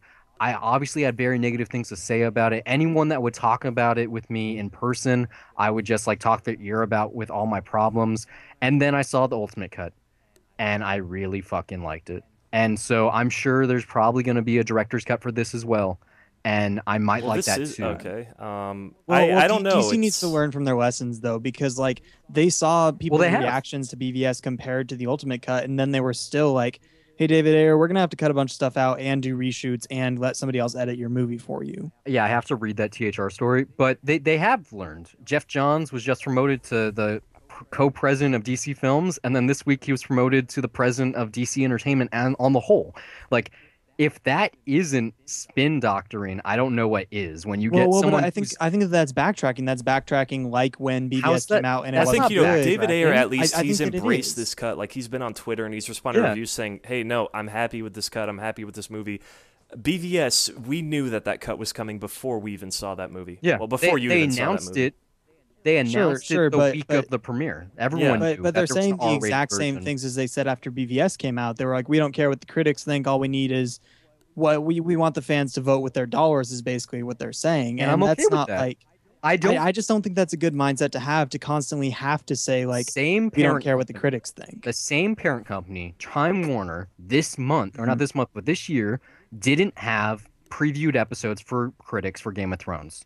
There were no screeners. Every critic watched it week by week, just like the viewers. And you could argue, okay, that's an established show. They already have the audience. It doesn't matter. But I would argue that critics, if anything, should have to watch the movie after we do. I mean, yes, we're on a podcast. We're giving our opinion for people to listen to. We are, in one sense of the word, a critic, but we're not making a life off of our words and our thoughts. I mean, the entire We don't concept get behind criticism is a really weird one. Like, It is yeah, bullshit. We don't get this pampered, glitzy red carpet spectacle with free food and all of this to go see the movie before anyone else and then get to shit on it with no reprimands. Well, I mean, just the idea of the critics but as a collective really makes no sense to me. So, whenever I doesn't. hear shit about that, I take it with a grain of salt. There is some truth to it. Like, if someone says, oh, the critics say that Suicide Squad is bad. I mean, Sure, I did can say see it. yeah, I That's know. fair. I'm using that as an example. Like, then, yeah. But after I see the movie, I can absolutely see how a majority of people, it's not going to work for them. But if you, I but the thing label about them it- as the enemy, like just picking on a movie for the sake of it. I don't know. It just seems ridiculous to me. from a numerical standpoint, I started the episode with it. This has the same exact Rotten Tomato score currently as Batman vs Superman theatrical cut does. They're both 27% To me, Rotten that still Tomatoes. says that almost a third of people actually like that movie, and that's still a lot of people that will like it at the end of the day. Not just that, but people don't understand the Rotten Tomato score, how it works. Sure. And on top of that, these films, the theatrical cut of that and the theatrical cut of this, it's apples and oranges. They are not the same level. It's not the same gradient of good. It's not like, oh, they're both 27% bad. Like, no. well, yeah, but the thing that I'm saying is that like the fans of the DCEU do put stock in critical opinion until they see that the film isn't going to do well. They say everyone puts stock in critical opinion. exactly. So like if the film had gotten a 98% on Rotten Tomatoes, they'd be freaking out about it like people did with Fury Road or Star Wars: The Force and then Awakens. they'll be Like, calling it overrated after it gets comes out. That's how these things Yeah. work. right, yeah. exactly. If it gets a good critical reception, they'll care about what the critics think suddenly. But because it has a 27%, it doesn't matter and it never will. Well, it actually does matter so much so that there's a petition with over 16,000 voters on it on change.org to get rid of Rotten Tomatoes, which I am. 16,000 If this movie was 12-year-olds. directed by Michael Bay, then you know that they wouldn't give a shit. They'd be picking on it just as hard. I want to sign that petition because I do think, even though Time Warner is a co-parent of Rotten Tomatoes, I think it is a shitty-ass system that should be gone. Well, I think it's do cool. not It's just like to it. that's consider silly, that the barometer of quality. I think that's stupid. It's interesting just to see that as like That's a what it measure is, of like, though. okay, this is how many people like it, and this is how many people don't. I'm If you slurring my go words. Yeah, on- it's interesting. Just from as far as like what it says about culture, but to say like, oh, a 98% means it's great. No, it just means like, okay, it's universally well liked by a lot of people. I don't think the Finding Dory score is off or anything. It just means, hey, a lot of people like it. It's a crowd pleaser. That's good. Like I said, people don't understand that. I think probably 70% of the public doesn't understand how Rotten Tomatoes works. They don't know that it's, if a critic liked it, it's fresh. Yeah. If they didn't like it, it's rotten. And then they take all the rottens and all the fresh and they give it a rating. I don't Okay, expect well, them the to average like. critic review, the average critic review is 4.8 out of 10. That means That's that fair. Well, that means that most people gave it probably like a 6 and a bunch of people gave it like a 4. That's not like that good of an averaged out score, I don't think at all. But when you look at 27%, people think that means it's a 2.7 out of 10. See, that's how numbers That's like work. what I'm saying. And the, it is the idea of like critics as a collective is stupid. Like what makes sense to me is there are Individual people. critics Yeah, are there's reading individual individual people that reviews. you read. There's individual people that you trust whose tastes line up with yours that have ideas that you're interested in hearing about. And you get to pick to read whoever you want. That like I'm cool with that. If you need to measure out the collective, then it's interesting to see like what that looks like. But to say that hey, that's the meter for quality, no, that's bullshit. We borrow pretty heavily from At the Movies. 2 thumbs up. We have I'd buy that for $1. I think most podcasts do that do they've movies. influenced film They criticism set- just in every podcast, Exactly. like every And conversation that's so- based on reviews. Yeah, if someone is a fan of our show, then they're gonna take our opinion. They're gonna go, well, it might have got 27%, but both of them bought it for $1. So I'm gonna go see it. I mean, I honestly, Whereas, I don't give a shit about the buy it for $1 score. It's more just about like, fuck you, I do. no, It like is the show. it's fun, yeah, no, and you have a hook on that. But like even Roger Ebert said, hey, thumbs up, thumbs down, it doesn't matter. The guy gave Full Metal Jacket a thumbs down, but he still thought it was a movie that Good. people should have seen. At the time, Yeah. yeah, sure, but I don't think so. If you could turn that movie off right when the war starts, amazing Okay, fucking hey, movie. You watch the whole I'm thing? using Oh that. my I'm God. using his review as an example. I'm not talking I'm about just the fucking saying. movie. I'm just. But, I'm but yeah, extrapolating. no, like it's just I enjoy talking about the movie. Like even if it's a piece of shit movie that I wouldn't buy for $1, it's still fun talking about it. You can still exchange cool ideas about it, and you learn more about what your tastes are. Maybe you get, I get an idea from you, and that informs like how I this. start looking at movies. That like. If Rotten Tomatoes ruled my world, Mm-hmm. Freddy Got Fingered would rate higher than just about anything else I watch. Because that is not a better movie than this, not by a long shot. It is shit compared to this film. But Which one? Freddy Got Fingered. This isn't But ever. I enjoy the fuck out of that movie. Aren't we supposed to talk Tenfold. about Batman versus Superman? Like this is Sure, a but I mean, never-ending we'll get to conversation. it. I feel like if Rot- we keep steering this Rotten track. Tomatoes is so fucking stupid that if I were to write a review for this movie and write a review for Freddy Got Fingered, that Suicide Squad would be rotten and Freddy Got Fingered would be positive. Mm-hmm. Like that? What? No. Well, I mean, yes, technically, but I wouldn't want to be part of that system. And if instead of a petition for Rotten Tomatoes to be shuttered, critics should just start opting out of the site. I mean, Like, it's what- funny. do- Well, I guess, but the issue isn't that critics are on the site. It's just that people put any stock in it. Like They it's not put- the critics' fault that that's happening. It is and it's a interesting because popular it's enough like, site yeah, for you to if be on there. as far as movies that are positive or negative, like that's one thing. But if you are mixed on something, like I gave Fantastic Four a halfway decent positive review, but if I wrote one Pretty positive. halfway decent, but if I wrote one out and I had it on Rotten Tomatoes, I would look at it as having a rotten on there. Well, good thing you don't get to choose that. They do. Yeah, well, I mean, But I'm just talking saying about it's that, weird when's that the- way, but When's the last time someone actually read a review from someone on Rotten Tomatoes? Like, when's the last time the Yeah, I average do it all film the time. goer- I go through Do you? the average film goer. Yeah, I always pick out top critic reviews because I'm interested in what people actually have to say rather than just some consolidated number. It's right that the average film goer just looks at it Doesn't and says, care. "Yep, that's a It- 2.7." Exactly. It's a 2.7. Like, it's a shame because this film isn't going to suffer too much. Suicide Squad, just like Batman vs Superman, is going to make gangbusters. It's probably going to make $95 million plus this weekend worldwide. It deserves it. It is a fun movie. It's different enough. It's DC trying something I new. mean, that is a good thing is But that I'll- people are kind of sticking it to a fuck you that way, and that okay, no critics, you don't hold the standard of what I should or shouldn't watch. I'm going to see this anyway. We should- Granted, big we should movies are change able that. to do that, but like If I'm critics just had to pay for their movies, if they got to see But- it as soon as we got to see it. critics can't destroy a movie anymore, especially in the age of Twitter. Word of mouth travels fast. They kind of can. Batman vs Superman would have made a lot more money than it did. But a lot of people if also the didn't critics enjoy it. weren't. I know a lot of people didn't if enjoy Force it. I didn't Awakens had enjoy it. gotten like a 10%, a lot of people would have Yeah, not seen it. exactly. Like, But it if- wouldn't have been the top grossing movie domestically for sure. well, Batman could have been, is what I'm saying. It would have broke $1 billion probably if Rotten Tomatoes I gave it a thought 70. I thought for a year and a half before it came out, I was like, this is definitely going to break $1 billion. It's probably going to Yeah. do Star Wars numbers. I thought when Star Wars came out, of Jurassic World, and it's definitely critic reviews definitely heard it, but also word of mouth also though. Fairly, and I mean talking about it. There's we also should the talk running about time. the But I mean, yeah, that's a good There's- segue. there's a We lot can get of- into yeah. it now. There's a new kind of mean in him. He is angry and he's hunting. I didn't kill those men if that's what they think. This is what makes you such a good reporter. Stuff like this still shocks you. I'm older now than my father ever was. This may be the only thing I do that matters. So falls the house of Wayne.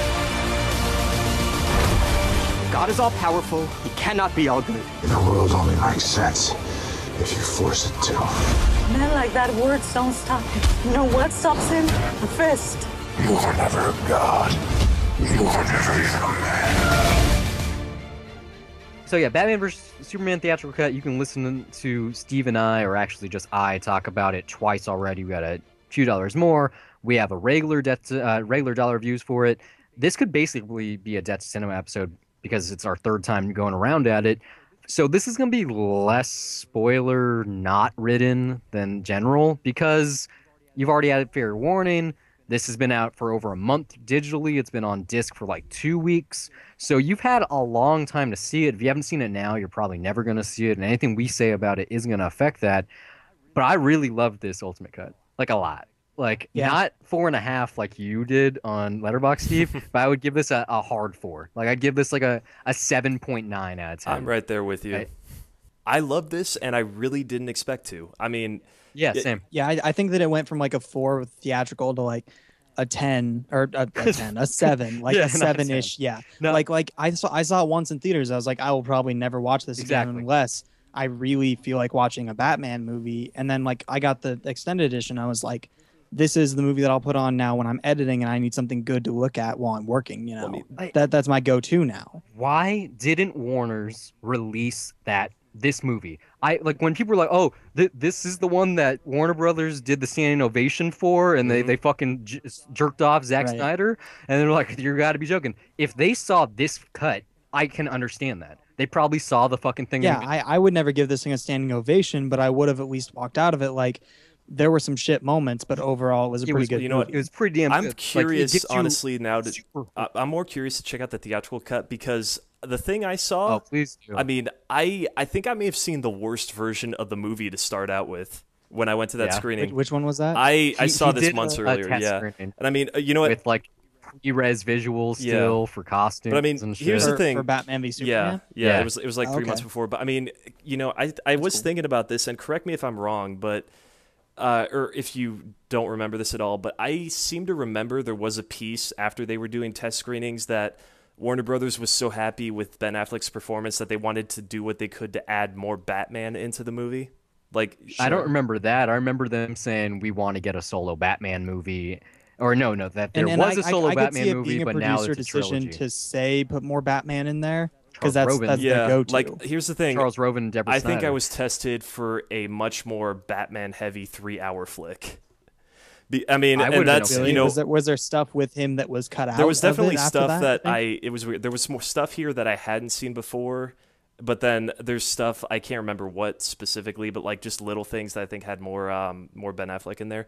But, you know, that's the big thing for this movie is that the balance of it, like, holy shit, that like it really feels like, you know, Superman belongs in the title of this movie because it's just as much a movie about him to me. Like, there is actually a build up to when they have that first confrontation where they just look at each other, and just from Superman's side, I mean, now I feel like, you know, I understood why before he didn't like Batman, but now I at least feel it when they look at each other. And like, just from that moment on, I was just completely more and more engaged in it and more drawn to it, even though I knew what was going to happen. And like, just fucking, yeah, man, like how the fuck did, God, I don't know. Is it the same in the theatrical cut? Cause I might've loved that anyway. Yeah, no, I think that's a problem you had with your assembly. But I mean, was there more Superman though in this? Like, no, yeah, Superman is just as much on screen in this version as he is in the theatrical cut. You get one tiny little scene, which is actually pretty important. It's that kick-ass one where he goes to the Narrows and that black dude holds up the lottery scratcher. That's the only scene in the whole movie that wasn't in the big scene to me that stuck out was the one of Superman. Of Superman. No, there's a lot of added stuff with Superman, like when he calls his mom. Or like that was a nice one. I thought that was important because it does show us that he's an actual person. Yeah, and it's just which makes the ending make more sense, even though it's still pretty shit with the Marvel. But I mean, also stuff. just for me, the big thing that I never saw before was the one scene where you know, after the guy gets shanked in prison, he goes to see the mother of his kid. No, the whole prison shanking was brand new. Okay, yeah, I mean, no, see, like, that is a big thing because the next scene with him after that, and it's when he goes to see Batman, and, like, I mean, that does inform, like, more of where Superman stands. Like, you know that he's at least heard that, and just when he stands off against him, I just really felt it this time. There's, like, 3 main things that are added to this that aren't in the theatrical cut. One is a true arc for that guy that gets branded in the beginning with the introduction of Batman. 2 is a full arc for the girl from Bahrain, or is that where she's from? The African lady, okay, from the beginning that testifies first to Senator Finch. That also. And then also Jenna Malone's character. It's those three Okay, things. where was she in this? Are you joking? She's in the extended cut. In the Ultimate Edition, she's the one with the blonde wig. She's the with chick in the science lab that Lois does goes nothing. to twice. Well, she doesn't do much, but it does explain. Yeah, she could have been cut pretty easily. She was cut with reason, but I did like what it added to. Oh, Lois doesn't have unknown sources. Oh, wait. It's a real person, and she didn't. I also like though that it gives us less Lois Lane in the theatrical cut because I think that she's just like boring, time sucking these movies in general. Takuma, you almost get to see some titties, and they're very but you don't, and also this is like a superhero film. I so still love that why? scene, how it goes of just like, It's she great. says, hey, you almost got to put a ton of people. I don't give a shit what they say, Lois. I don't fucking care. It's like, yeah, great way to make people love Superman. They fucking hated how Make some soulless room he in was. that bathtub. I'm jumping in. But like the big things that I picked up on this time, like they're little flourishes that just made it a much more realized, just artistic, like not motivation, but it makes it a much more realized idea. Like the film is Batman versus Superman and the Dawn of Justice.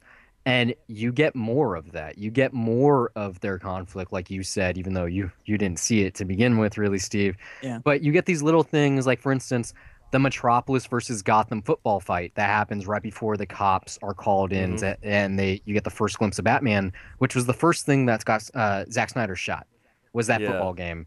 And so you get this great foreshadowing of Metropolis beating the shit out of Gotham, and the news announcer, the sportscaster going, I can't believe they went for that. Oh, it's going to get bloody in Gotham tonight. You don't want to go there. And then the next thing that you get is a shot in Gotham. And like you get more footage of that when you see the football game later on screen, like it's built up a little more. It makes sense why there's no establishing shots in the film, because there are things that actually lead in from scene to scene that they were like cut 10 seconds here, cut 5 seconds here, 10 here, that kind of stuff. Because it's still on the whole the same movie. The problem I had with this film was, or the theatrical cut rather, was that it was so much cut so frenetically that you really didn't have any breathers. You couldn't piece it together in your head. It was like, here's the Senator Finch stuff, here's the Lex stuff, here's the Clark stuff, here's the Superman stuff, here's the Batman stuff, here's the Bruce Wayne stuff, here's the Alfred stuff, here's this, here's that, here's them fighting, here's Wonder Woman, here's the Flash, here's Aquaman. You get so much that it made my brain melt. Like I didn't know what I was watching, even though I was so familiar with these characters. And then I see this thing, and even though it was only like 3 months down the line, it's like, wow. Like maybe it was because I saw it with fresher eyes, because I knew what I was getting into. But these little additions, these 30 minutes that they added, or at least actually that they didn't cut out, I was like, wow. Like I said, most of it wasn't that. The lowered expectations helps. Well, it's also, I know I got a lot of flack from you for saying, hey, I like Jesse Eisenberg in this, but I think he's far more intimidating. I like him in the original. I mean, just here, like, just little stuff like the fact that there's actually reason for that thing happening in the desert and that it builds up to it later at that hearing. Exactly. Like now it's just, you feel that this sociopath has like, he's basically the puppeteer with all the strings, and like, you might hate his performance, but like he feels fucking creepy and menacing in this, and I really dug it. No, I totally agree, because it's not even the little things. When you cut out the shit, like, well, you knew that LexCorp made the bullet, but when you also get told that he made the wheelchair and they're made out of the same material and that it was lead lined, and that's why you didn't know what was going to happen, it's like, oh wow, he's like, did you never have really that a puppet explanation before? No, I did. Okay. No, like you didn't. It's like know that made that sense. I was like, yeah, it's a no-brainer too. The audience should be ahead of you, like before they even say that. Like sure, but they can't in the theatrical version. All he says is like, "I was distracted, Lois. I didn't know. I didn't look around." You don't get that moment where Lois is like, "Oh, it was lead coated, duh." I mean, well, you do get that shocked moment where after the explosion, he's still bringing people out into the building. Like, wait, was that not in the theatrical cut? I don't remember, but I do know that there's enough. That's not the problem. The problem was the explanation. Okay, wait, no, I'm on movie censorship right now. That scene is not in there. Are you fucking kidding me? I don't know. Is it? Yeah, no. Like after the explosion happens at the Capitol, there isn't that moment where he's helping. Like, I don't think so. Yeah. Wow. There's a little bit of it. There's a moment of him running off in the theatrical edition, but theatrical, he makes eyes with Lois and then he flies away. You don't get like a full like 30 seconds. He full on runs away. That's bullshit. Do you guys feel? do you guys feel those same kind of moments in Suicide Squad when you watch it? Because it feels so disjointed to me, like the studio is pulling out specifically like there's 30 seconds there that happens in this film and then they just cut it out, so everything feels very bare bones, like the theatrical Suicide edition. Squad, the whole film is just you got the bad guys, they have a mission, they have to stop this bad guy. Like, and Suicide Squad to me, I mean like scenes where a character like opens up his mouth and holds up his hand like he's going to say something, and then you see that he's all the way across the room, and, those there's are no unnecessary little flourishes that were, Suicide like Squad is David just Ayer pop having fun with the entertainment to script. me, honestly. Like that's why I enjoy it. This, like thematically, it's far more deep, and like now the characterization here is a lot more stronger. I mean, there's a lot more here that informs our reality. Suicide Squad, just for me, that was fun. For me, Batman vs Superman is something that people were waiting for like 40 years on. Like that, Suicide Squad is something that we were never waiting for. I mean, like Suicide Squad, you just take what you can I out was of it. excited Like for it. Batman You were vs Superman. excited. Started seeing trailers. Sure, there's but more because I love these characters. I was waiting for Harley Quinn to see her on screen until since I saw her in Batman the Animated Series when I was 6 years old. Anyone besides Harley Quinn? Yeah, I love. I mean, Deadshot. also He's just like pretty with cool. Suicide Squad, do you expect it to be like as deep or say anything new about those characters that's interesting? No. Like I had hoped that with it would. supervillains, it's a cut and dry it's story. hard to do. It's like how because you can't be too invested in those characters but if you got Suicide to hate Squad them has later. a long storied history in the comics. It's not like every single Suicide comic ever see, has been. I like, don't have that Here's the perspective, mission, and no character stuff will happen in this comic. Like I've read some good Suicide comics before. Perhaps, but I've never read a Suicide Squad story. I still knew what it was. Like I knew like Argus's role in it and who Amanda Waller is and the whole get up for the team and why they exist. But very few, especially people that aren't familiar with DC Comics outside of what they've already seen on the smaller big screen, had any kind of expectation for Suicide Squad. Versus when you talk about Batman versus Superman, it was like everyone and their mother, especially if they're named Martha, was really hoping that it was going to be special, and it wasn't. And this extended cut, this ultimate cut, makes it a lot more special. It's still not a great movie. It's not fantastic, but I think it's better than any Marvel movie besides that first Avengers. Wait, which Suicide Squad is better than No. Batman vs Superman, the ultimate cut, is better than any Marvel movie besides the Avengers. I don't think so, man. I think Civil War is much better than the ultimate cut. I think that Iron Man 1 is better. I think that Winter Soldier is better. Yeah, no, I mean, and it's, Guardians. it's definitely, if I were to make a top 10 with the Marvel movies and then some of the DC universe, then yeah, sure, this would be in there, this cut. But right, I still love Man of Steel a lot more than this. That's not going to change. This, I gave this a 4.5. I do love this cut. I think I'd watch it probably like once every 5 years or something, because like it is a long, epic movie, and I love that. I wish I saw this cut theatrically because I do love me too. epics that are long. I wish like they that. would re-release it. it. And it would have felt too. like a great viewing experience. But it's. I don't know. It's like Lawrence of Arabia. I'd watch it just about as often as I'd watch this, honestly. I got so many fucking notes here on this film. I couldn't not take notes. I got 2 full pages of shit. I've seriously, literally only covered the surface. Okay. Well, I think. Oh yeah, I think that BVS the Ultimate Edition is like a 10 out of 10 film if you take away like all of the bullshit, like the whole ending of the conclusion with Martha, all of the Lois Lane scenes, the Superman death is like the worst fucking thing that's ever happened in one of these movies, because you might want to start nobody cares about him. That's not happening. That's not going to be in the episode. We can. What happened? Like this is less spoilers, but you can't ruin them. Oh, I'm sorry. I can put a spoiler warning at the very beginning of this episode. Honestly, no. All right. Okay, because it's like 2 months old. I thought it was okay. Okay. Yeah, so spoilers. I mean, most guess, people that seen it and like in Birthright, he's dead, but I'd still have a. I mean, in Suicide Squad, he's dead, but the comic that it's based off of is called The Death of Superman. It's like a 25-year-old issue. That's People not know. the movie. The movie's not. They talked about it in interviews. That's not that book isn't what it's adapted from. Well, I mean, it parts has. of it. It's. I mean, to the same extent that it's adapted from The Dark Knight Returns. But I see what you're saying. You can cut it out. It's okay. No, okay, you can leave it. But I don't know. It's just Well, I still. I'm already gonna have to cut out like this about minute mentioning here it anyway. So. I think that they've talked about it in like interviews and shit, man. I think that it's out there. Well, I don't know. yeah, sure, it's out there. I mean, at Comic-Con, they brought out Henry Cavill, and he's like, I know he's dead, but he's not dead. Right. Every single interview, Zack Snyder gets asked about the mullet, and is he going to come back with the mullet? I hope he comes back All with right, the it mullet. basically, I would basically jizz my pants. If anyone's listening to this podcast, I'm sure that they're a geek enough that they know at this point. Like, no one's going to tune into this and be like, oh, this is my first review of Batman versus Superman that I'm hearing someone talk about it. Yeah. You fucks, he the dies second at you see the end. Doomsday in the trailer, you know that it's going to happen, or you know that they're going to make a choice and make it not happen, but likely it's going to happen. Like, I don't know. The things I really liked about this movie this time around, or at least, I mean, this first time around, because I'd never seen it, I liked how Superman was established as the catalyst for the metahumans. And just it made more sense to me than it did in the theater. The fact that I mean, we're talking about Jenna Malone, but Jon Stewart got to have a little moment. I don't think that was in the theatrical cut. It was like mostly Anderson Cooper. I wish it was funnier, and like, but I mean, yeah, it was kind of cool seeing that though. Although it was weird that it was on a tube TV, but. Well, it was bizarre to me that, well, that's them trying to like do the Batman the Animated Series thing, combine modern technology with the 1940s style with whatever.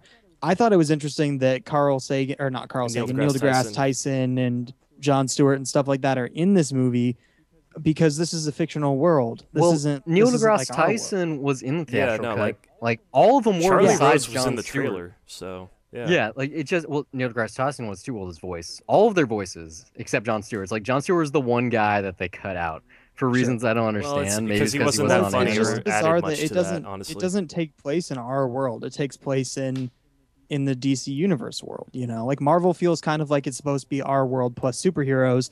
And that's why they hang out in New York and San Francisco. I mean, that stuff doesn't confuse me. It's kind of cool seeing, fictional narratives play with stuff that we have in our reality that we can relate to. I don't think about it too deeply. It doesn't confuse me. And I just think like, yeah, that's kind of cool seeing what that would look like, that, hey, if there was a universe where Superman existed, that Jon Stewart himself would say something about it. Right. Yeah, it's cool to see them play what with if stuff like that. Jon Stewart was the one that got selected by the Green Lantern car? That'd be pretty cool. I'd buy that for $1. That would be kind of weird if they race bended him from a black guy to a white guy. Yeah, they've been doing it so much from white to black that it wouldn't be a problem. Iris West but is they black. have to do that. They have to do that because there's no black characters in the Flash lore or in whatever. They're not going to do it. There's enough white people in comics. You don't have to make black people white. Just make Hal Jordan black. It's a funny loose connection, dude. Come on, make that Jon Stewart white. That would be funny. I would only for you. Just at my own joke that I just made. Yeah, Reese Gardner or whatever. Why the fuck was this rated R? It wasn't much more dark than the here's the thing. cut. I just browsed through this on movie censorship, and I can send you guys the link if you want, but like a really weird change in this is that the shot of the branding, like you look at it very, very closely. In the theatrical cut, it's basically black, whereas in this cut, it's red, like just full regular blood red. Yeah, there's a lot of CGI blood and stuff. Yeah, and it's like too, I mean Superman. that stuff's not shocking to me, but I guess that's rules for the MPAA that you can't have blood be too red. I can send you Brian. Yeah, I can send you Brian. I actually found a video of a comparison of Superman versus Doomsday, that fight, and like they crop it in the theatrical version to take out like the super gory stuff. Like there's definitely some stuff in there. Like that. I don't think it's intense. Like, it's just the MPAA's bullshit guidelines. By the way, check out This Film Is Not Yet Rated. Our review of it. That's a good one. Right, it's great. Yeah. So like the one thing in this that they added that I was like, oh, maybe that's where the R came from is when that girl from Nairobi that talked in front of the Senate and everything.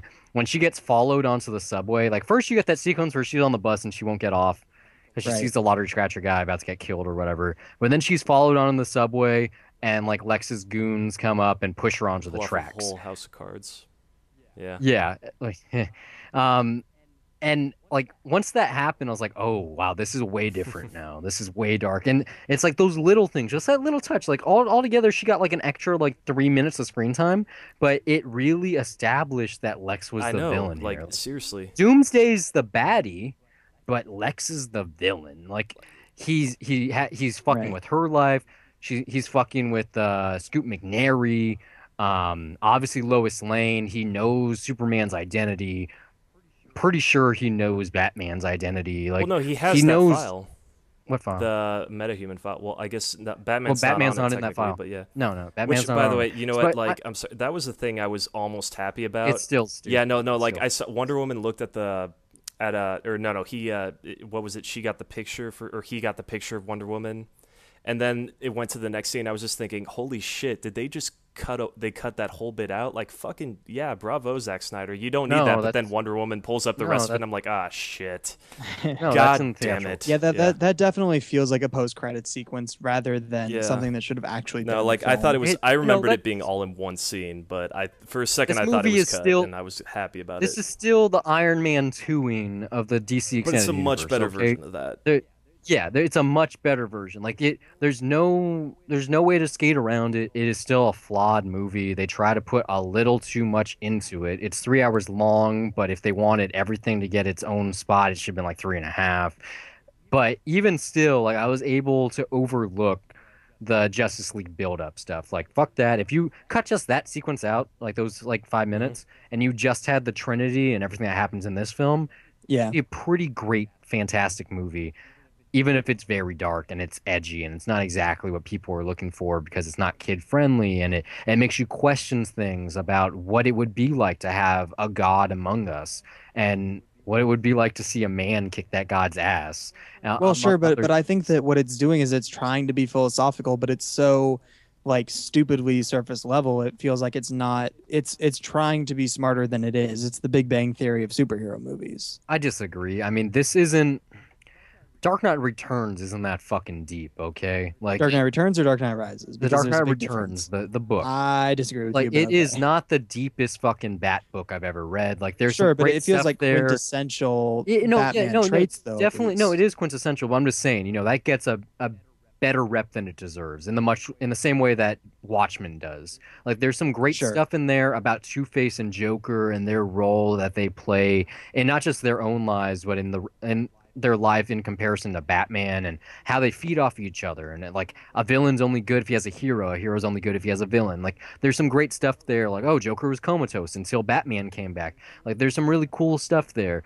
I have said on record several times that Dark Knight Returns is my favorite Batman film of all time. I think that it's better than The Dark Knight. I think that it's pretty much flawless, but I can see where you're coming from. Two-part one? Yeah, the two-parter. Yeah, as one thing, 2.5 hour film, pretty fantastic. RoboCop is Batman. Yeah, it's fucking awesome, man. What I'm trying to say, though, is that this film does a pretty good job of taking the crux of that story and adapting it for a mainstream audience. I disagree. I think that they cherry pick the best moments out of that movie and make them lame and shitty, but...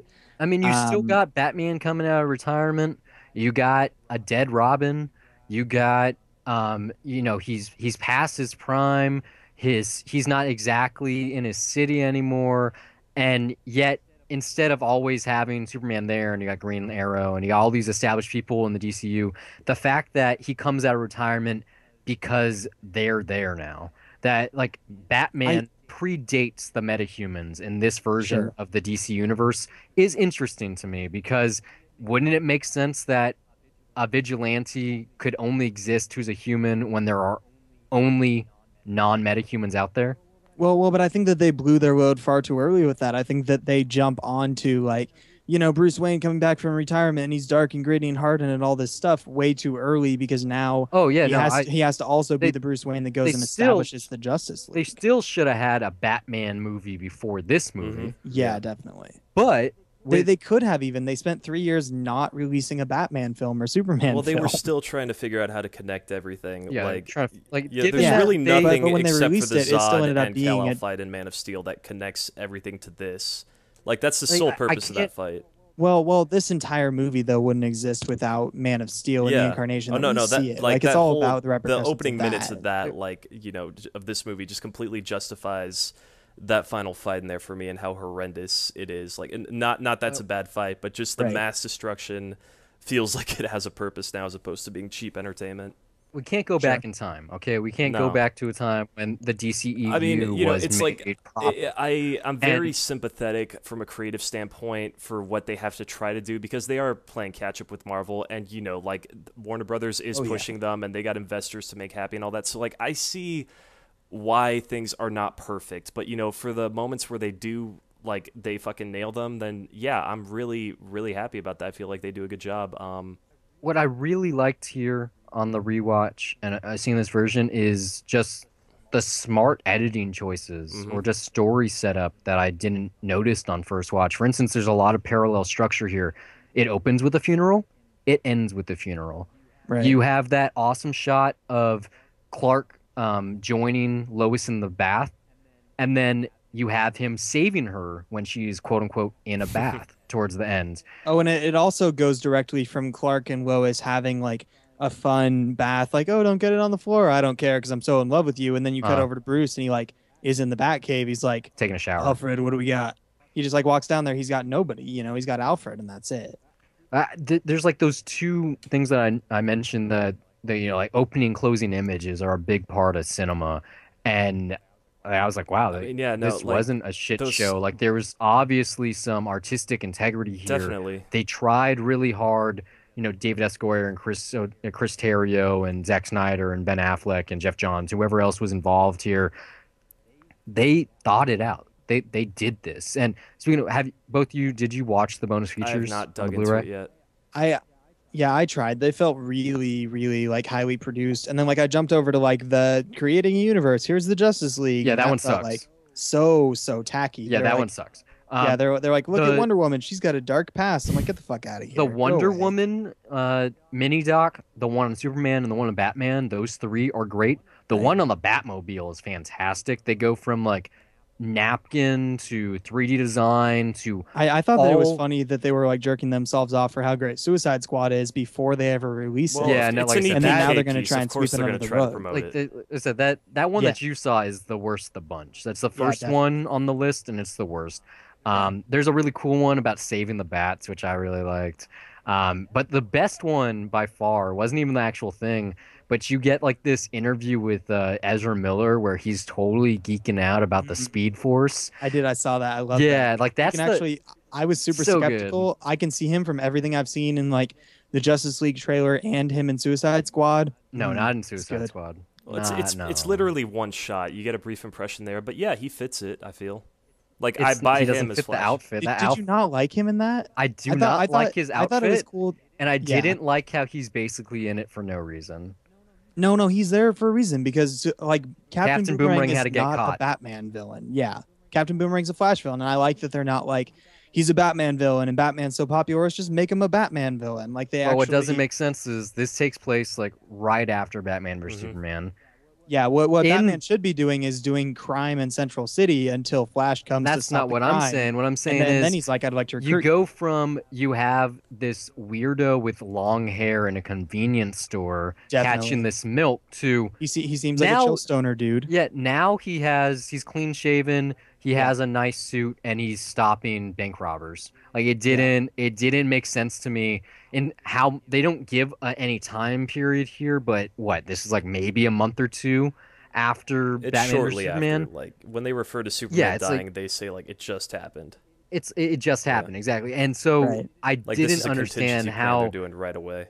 I thought that it was sort of a real time thing, just like BBS, Man of Steel to BBS. Why would Flash have an established villain now and a costume when in BVS it didn't even seem like he was a crime scene investigator? Well, an established villain is like, I stopped you once and now I'm stopping you again, and I know that this is your stupid code name and I know that you throw boomerangs. Like that's already an established villain, so that could be 2 weeks. The suit is very high tech, but he is like a scientist, he's a forensics investigator, and he can build things in 3 seconds because he's the Flash. So maybe I don't know. They also they have to do more work on that in time development, and they need more time than to just do a quick scene for one movie that's less than 5 seconds. Yeah, it could have been a really fun like, here's my prototype suit, and it's like when Spider-Man runs around in like pajamas the first time. Even still, though, if you're going off a canon, Barry Allen is already a crime scene investigator. He's already working for the police force when he gets the Speed Force. Yeah. I highly doubt that the police would hire some greasy stoner, long-haired dude like that. No, but you don't think like in the modern world, maybe like the guy who is the crime scene investigator is like this weird dude that shows up and he's got like long hair and sideburns. And he's kind of like a surfer dude. I could see that. It's a actually. nitpick, but I like for how minor the cameo is in Suicide Yeah. Squad, I thought it was the most bizarre choice. I think that everything in BVS with all of the Suicide Squad Justice League cameos is so like last minute, not thought out at all. Like the stuff with Aquaman looks like this. nothing like what he looks like in the movie. See, that's So what I was gonna say though. I like yeah, the so cyborg. it's all thing. prototype pretty much. I like the I did not cyborg like thing that. for Oh, you how mean the Dr. Pepper minute? yeah, that is pretty funny. But Yeah. how they actually fit it all together in terms of the Doomsday like villain setup. Because that's what I was really paying attention here. I already knew about the Omega symbol for the dark side equation. Sure. And the parademons during that sequence as well, kinda. I like that whole like Lois is the key thing, which is like ripped out of Injustice. But then Right. when you have Cyborg being created with the mother box, and then even better yet, that added scene that everyone saw first that was on YouTube, where Lex is talking to Steppenwolf and he has three mother boxes, and best of all, that closing shot where you not like the final shot of the movie because it does the Lord of the Rings thing, but when you have Lex in prison and Batman visits him and he does the God is dead, the bell has rung, ding Yeah. ding ding, ding Right. ding ding ding ding ding ding. Mother boxes go ping ping ping ping ping. So I was during this watch going, my like knowledge of Darkseid has like quadrupled since I saw this the first time because I've read some of Jeff Johns' Justice League arcs.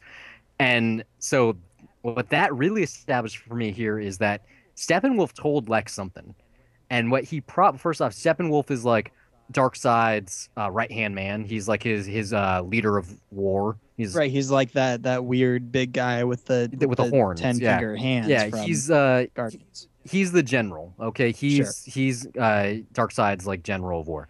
And so he told Lex something.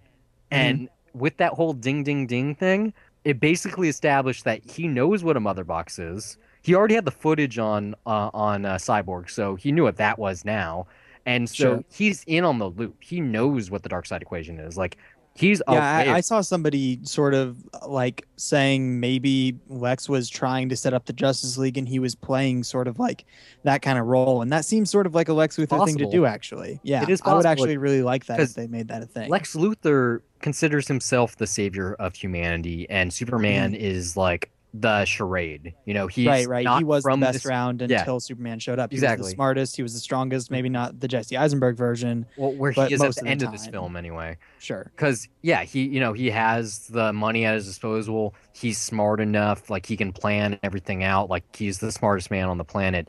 And Yeah. Superman is and in this the foreign- comics, he's like the top of like human physical perfection Yeah, as well. well, that's something that they added further down the line. Like something since like the mid. I do 80s. like that though. Yeah, like I love who Lex Luthor is now, like post like him becoming president type thing. Just the fact that he is this brilliant scientist that can do anything. He's basically Batman, but he's not about justice. Because Lex Luthor isn't a bad guy. He's a villain because he'll do whatever it takes. He has like no moral compass. He wants to save the day, even if he has to be a villain to do it.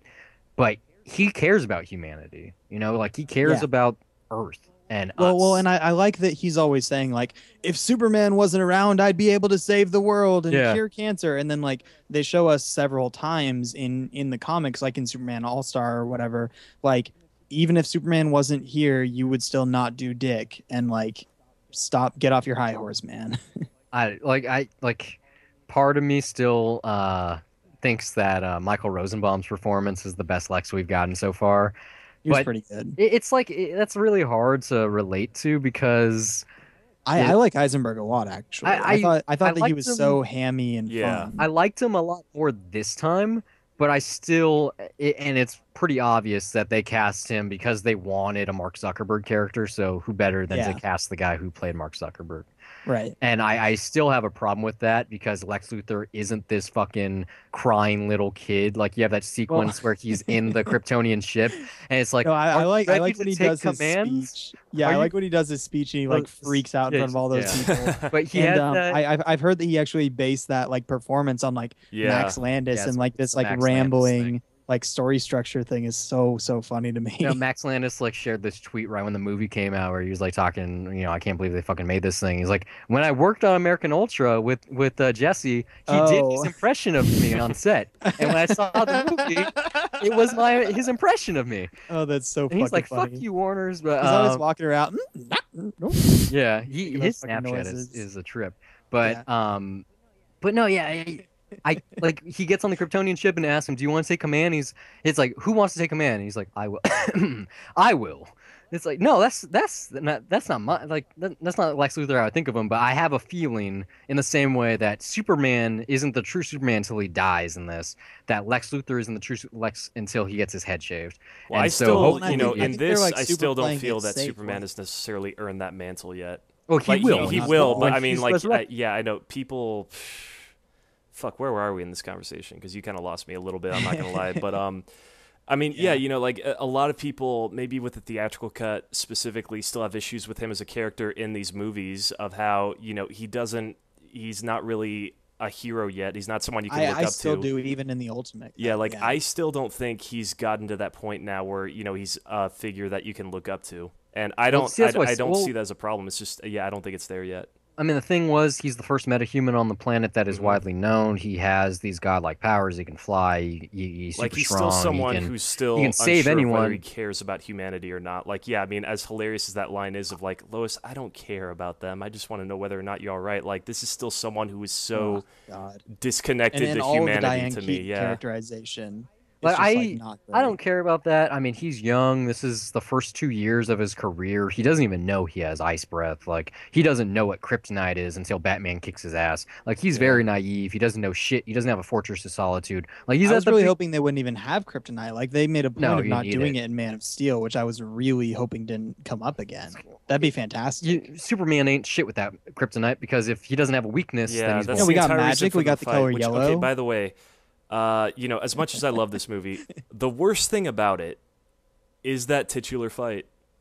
Like, it sucks. I think parts of the titular fight are good. I think the resolution to it fucking sucks. I think the worst thing about the movie is the Doomsday fight and all. Yeah, no. Okay. I mean, that's some of the best. Trinity team up is awesome. When you got the lasso of truth.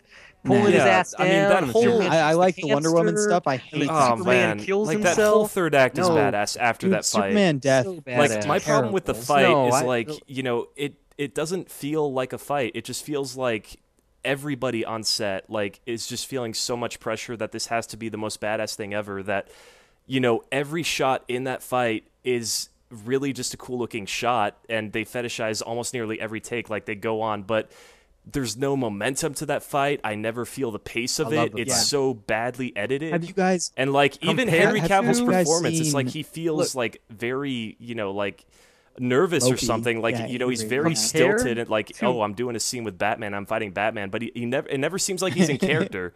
When he's shouting lines like "Stay down," it's like it doesn't seem like he's in character. Talking about the big BVS. Yeah, I was gonna say, are you talking about the like that whole fight, and then of course he's talking about the I mean, it's just it's not it's a fight that it seems everyone just has the pressure on set to make it as good as they can. That they just completely forget about the dramatic intensity in there. Yeah, if you watch Dark Knight Returns, it's just totally Zack Snyder fetishizing that film and trying to do it without the subtext or the context of everything else that happens in that movie. It sticks out even more so, especially when you have a badass Martha rescue, and that's a well constructed action sequence. Like, there is work in there, and fucking. It's not an amazing fight, but it's as bad as the Daredevil playground fight to me.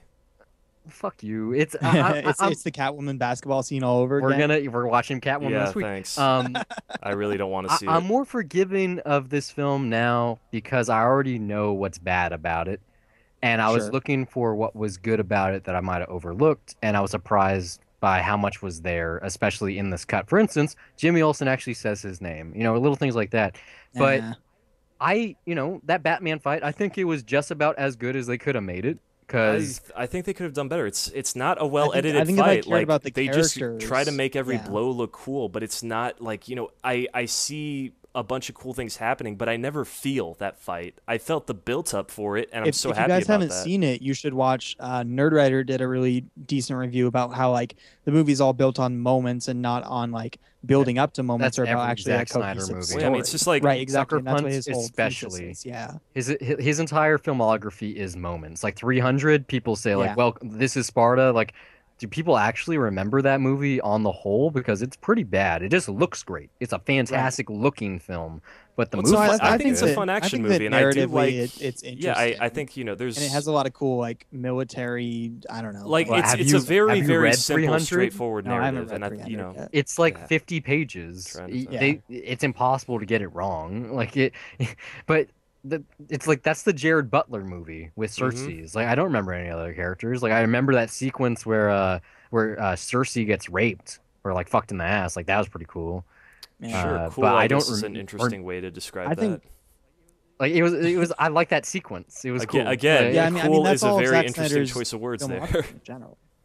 Yeah. I don't. It's different back then. It was Roman. Well, that's the thing with Zack Snyder's filmography is that it's like, like you look at Watchmen, you're like, oh, that was a cool movie, or you hate it like most comic fans do. But like that movie, it shouldn't be like a cool, badass movie. It should be. I don't know, think it like, is. more I ponderous. think that the movie at Yeah. least gets down to mainly just the main themes about that book and its characters, mainly because it's literally a carbon copy of it. Like it is. Yeah. It is basically We didn't the have Bible. storyboards. We had the graphic novel. No, I mean, on like, set, yeah, and guys. that Look, is- we're Right. filming this just like Which is this. not a Look bad at it. idea. Like, Like that is one. Yeah. He was smart in saying, "Hey, this is considered an unfilmable book, so why not just do the novel? Like, why not just try it that way, see that's if it not works? the Like, that's probably reason- the best version that you will ever get out of it." And yeah, it worked That's out. not the reason why it's unfilmable, though. It's unfilmable because I mean, granted, the medium yeah, is the and message. he took a giant squid out of it, and like a bunch of other things that wouldn't work. But No, yeah, no, it's, no. It's That's not. it's, No, it's, like, it's yeah, like there are making a several BioShock things in movie. The there. whole thing is that it's a narrative on video games. Yeah. And you can't make a film out of Exactly. it. It's the same Like, with Watchmen. I and thought it worked though. Watchmen Like is a comic they book did it for the theatrical cut of about the movie. I comic thought it worked books. really well. Well, you haven't read I have. Watchmen though. Like I have. Watchmen, I read have it you- before I saw the okay, movie.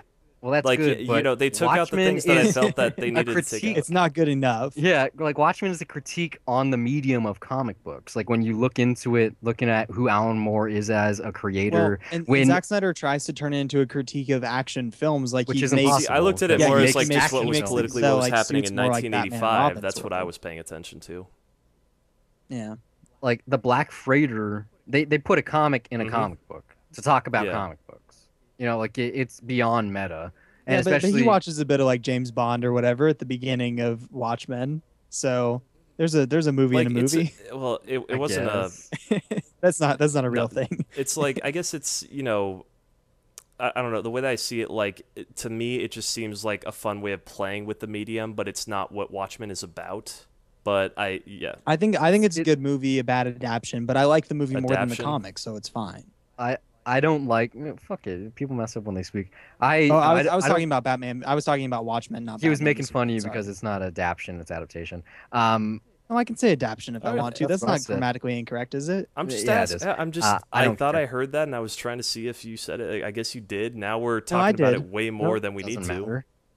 It doesn't matter. Well, because I still think that I'm No, right. no, I, don't I think I'm just wrong. I It's just okay. heard it and I was I like, don't think huh, you're that's wrong. funny. And okay, now it's clarified. Yes, I Like, did indeed hear that. What I say the other day, I said perforated, and my coworker's like, "Did you mean perforated?" And I was like, One time I "It's couldn't the think same of like fucking thing." yeah. For some reason, one time I couldn't think of the word slice, so I was like talking about like pre-perforated pizza, like one you could just like rip in half. That'd be pretty badass. They do come Anyways, that way. Batman v Superman. in the frozen section, the pre-sliced pizza. Oh, is that real? No, they don't make that. Okay, You still need a pizza cutter. I mean, you get pizza by the slice. Yeah. Yeah. It's like dotted line, like traced out for you. But yeah, this Are we this- wrapping up the BBS I think discussion, so, or do you yeah. guys have I- more? No, yeah, this Ultimate Cut. It's the version, if you haven't seen the movie, it's the one you should see first. We also kind of ruined it for you a little bit. But it is the version of the movie that should exist in the first place. It's still not the best way that this story could have been presented, but given what's there, given what story components are there, I'd buy it for $1. Like I bought it for 20, 30 technically with a coupon. And yes, I got the 4K version. I got the kick-ass special features. Like I learned a lot about Wonder Woman from watching the mini documentary. There's some good material there. And it might be scant on stuff besides those, but like director's commentary would have been awesome. Well, there's going to be another edition at some point. You know that. Yeah, I do love that. I do love that Phase the 1 main DCEU Blu-ray box set in 4K. I do love that the main Blu-ray though is it includes the Ultimate Edition. They didn't make you wait 6 months to get that. Like there's no trailers in there, and they use that full disc for like just everything for the picture quality and the audio quality. I didn't have any on mine. Not for the trailers. That's one. I think I got a Suicide Squad trailer. Yeah, I got a Suicide Squad for and the I have Ultimate Edition Blu-ray. No, that's what I'm saying. Oh yeah, I was watching the Ultimate Edition though. Yeah, no, like that's the disc I popped in, but there was no trailers in there for me. I can't watch that. Oh, that's bizarre. No, like the Ultimate Edition disc. No, like maybe the theatrical one probably has trailers beforehand with all the bonus features. The theatrical one has 2 trailers. Yeah. It has one for Suicide Squad, and then it has one for don't buy movies, buy them digitally. Yeah. I got the 3D Blu-ray by the way for some reason because I don't think I'll pop that 3D disc in ever. Well, actually, that's probably how I'll watch it if I check. I would never. Cut. Honestly, unless we get some amazing stuff, this is probably going to be one of my top 10 movies of the year. Like, I really enjoyed this cut that much. Yeah, this version is a pretty fantastic movie. Like it, like I said, it's not perfect. There is, in my opinion, there is no such thing as the perfect superhero movie. Like Batman Begins is still my favorite Batman movie. And it's a 9.5. Like it's not the Dark Knight either. Yeah, like Dark Knight's the best of that trilogy. Not in my opinion. Like no, Batman Begins is my favorite, but I think Dark Knight's the best movie. I think it has the best performances, but I still think Batman Begins is the best movie that Christopher Nolan's ever made. Like it is a fantastic film, not just from a Batman standpoint, just in terms of filmmaking. Like it's visually enticing. It has a great story. You have this great origin version of a hero that no one's really ever seen before. Like, oh, how did he learn the moves? Why did he get the suit? How did he get the car? But then you get the stupid ass Ra's al Ghul stuff at the end where they kill him, which doesn't make sense. But anyway, like really fucked up. But then also it's funny about this, like about the origin. Like I think we still need a solo Batman movie, but it's funny we get enough here. We get enough here that qualifies as an origin, as well as just still having enough room for me that like I still want to learn more about this Batman. So I mean, this is version, as much of an origin story. It does satisfy my appetite of at least wanting enough of that Batman story, and there's still a lot more to find. This Batman is very interesting. It is why the movie works. So this Superman is not. Like, he is less interesting than Christopher Reeve, in my opinion. Yeah. And yet, this Batman is so interesting. The Batfleck is so good that you want to know how Robin died and why the Joker graffitied it and why there's that line like, how many good guys have we known? How many of them stayed that way? Why did Wayne Manor burn to the ground? Why did the Batcave get relocated? Well, but I think those things are only interesting to think about if you aren't already turned off by that point. Like, I think the whole thing where they're like, we're doing Flashpoint, guys, is it sucks because like I have to explain it to people when we're walking out of the theater because I've read comic books and they haven't. Like, the movie should be able to stand on their own, and I think like all of the teasing about Dead Robin and Burned Down Manors and all that kind of stuff is really just obnoxious to the standard film viewer and also comic book fans. I disagree. I think that, the Batman movies that are coming, there's going to be more than one, that one of them at the least is going to explain it, or better yet, show it. Might not be the first one, maybe it'll be the second one, but one of them will do it, and we'll get those answers, and either we're going to be really let down or really happy, who can tell? Like, given DC's history, it's probably going to be the former, but I'm looking forward to that. I want to know if they do a Death in the Family or they do something unique. If it is Jason Todd, who this Joker is. Like, I was thinking about it when I was watching Suicide Squad, looking at his fucking stupid ass teeth. Like, maybe his forehead says damaged and he has these caps on his teeth because when he killed Jason Todd, Batman went fucking apeshit and broke all of his teeth.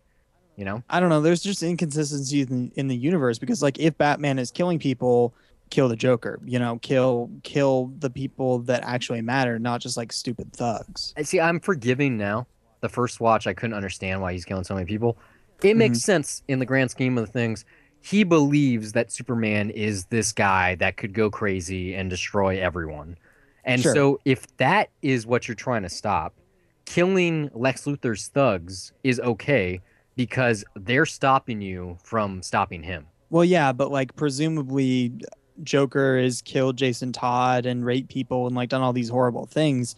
why is Batman still just so lenient on that? I guess you could just say like, It's the you know, Dark Knight whatever, he Returns needs thing. that. Yeah, he needs the Joker. But that's just it. I don't know. It feels so selfish. It doesn't feel like totally Batman to me. Like why was he nice in Suicide Squad and he said like I don't want to do this in front of your daughter. I do you know? like that because that's actually quintessential Batman, where like he's understanding of villains that have, you know, like with Harvey Dent, like he'll just allow Harvey because he wants to be able to save Harvey. But when it comes to the Joker, there's no redeeming him ever unless maybe you did Killing Joke and then he actually tries for once, you know. Well, talking about Killing Joke, didn't you just do an episode on that recently? Ooh, yeah, I did. I did that, and I did a video on my YouTube channel, youtube.com/futurehorse productions. I don't know. All about the DC animated universe in general. Yeah, I went in depth. Pretty good. You get any help on either of those? No, I think I did those all by myself. It's Yeah, a no. solo. It's a solo kick. I had you. I had Daniel James Richardson from Geeky Glasses TV, and I had Brett MW from Never Got Around to It. He really needs a mention because he really never got around to it. His audio got all fucked up, and I had to cut him out of the episode, which felt really bad because, like, I don't know, he's a cool guy. He's been really funny on the show in the past, but like, I don't know, it just went wrong. Geeky Glasses. He's got a great voice. I wish my voice was Yeah, that man. good. Oh yeah, Daniel's a cool guy. Don't know what he looks like, but if he came here, if he came to He's the a States, redhead. he would get laid just for the voice. I have a feeling. I feel like that's true though. Like if we went to Australia, people would be like, No. "Oh, somebody that doesn't talk like a fucking Captain Boomerang." I don't think so. See, the thing is though that there's so many less of them than there are of us that I would think that the numbers would be more in their What's favor. just that we're so used to hearing American accents. I mean, Australia's a pretty all the big time. place with not a lot of like, people and they in it. hear the same accent when they're over there. That's just like there is something that That's true. just it feels like.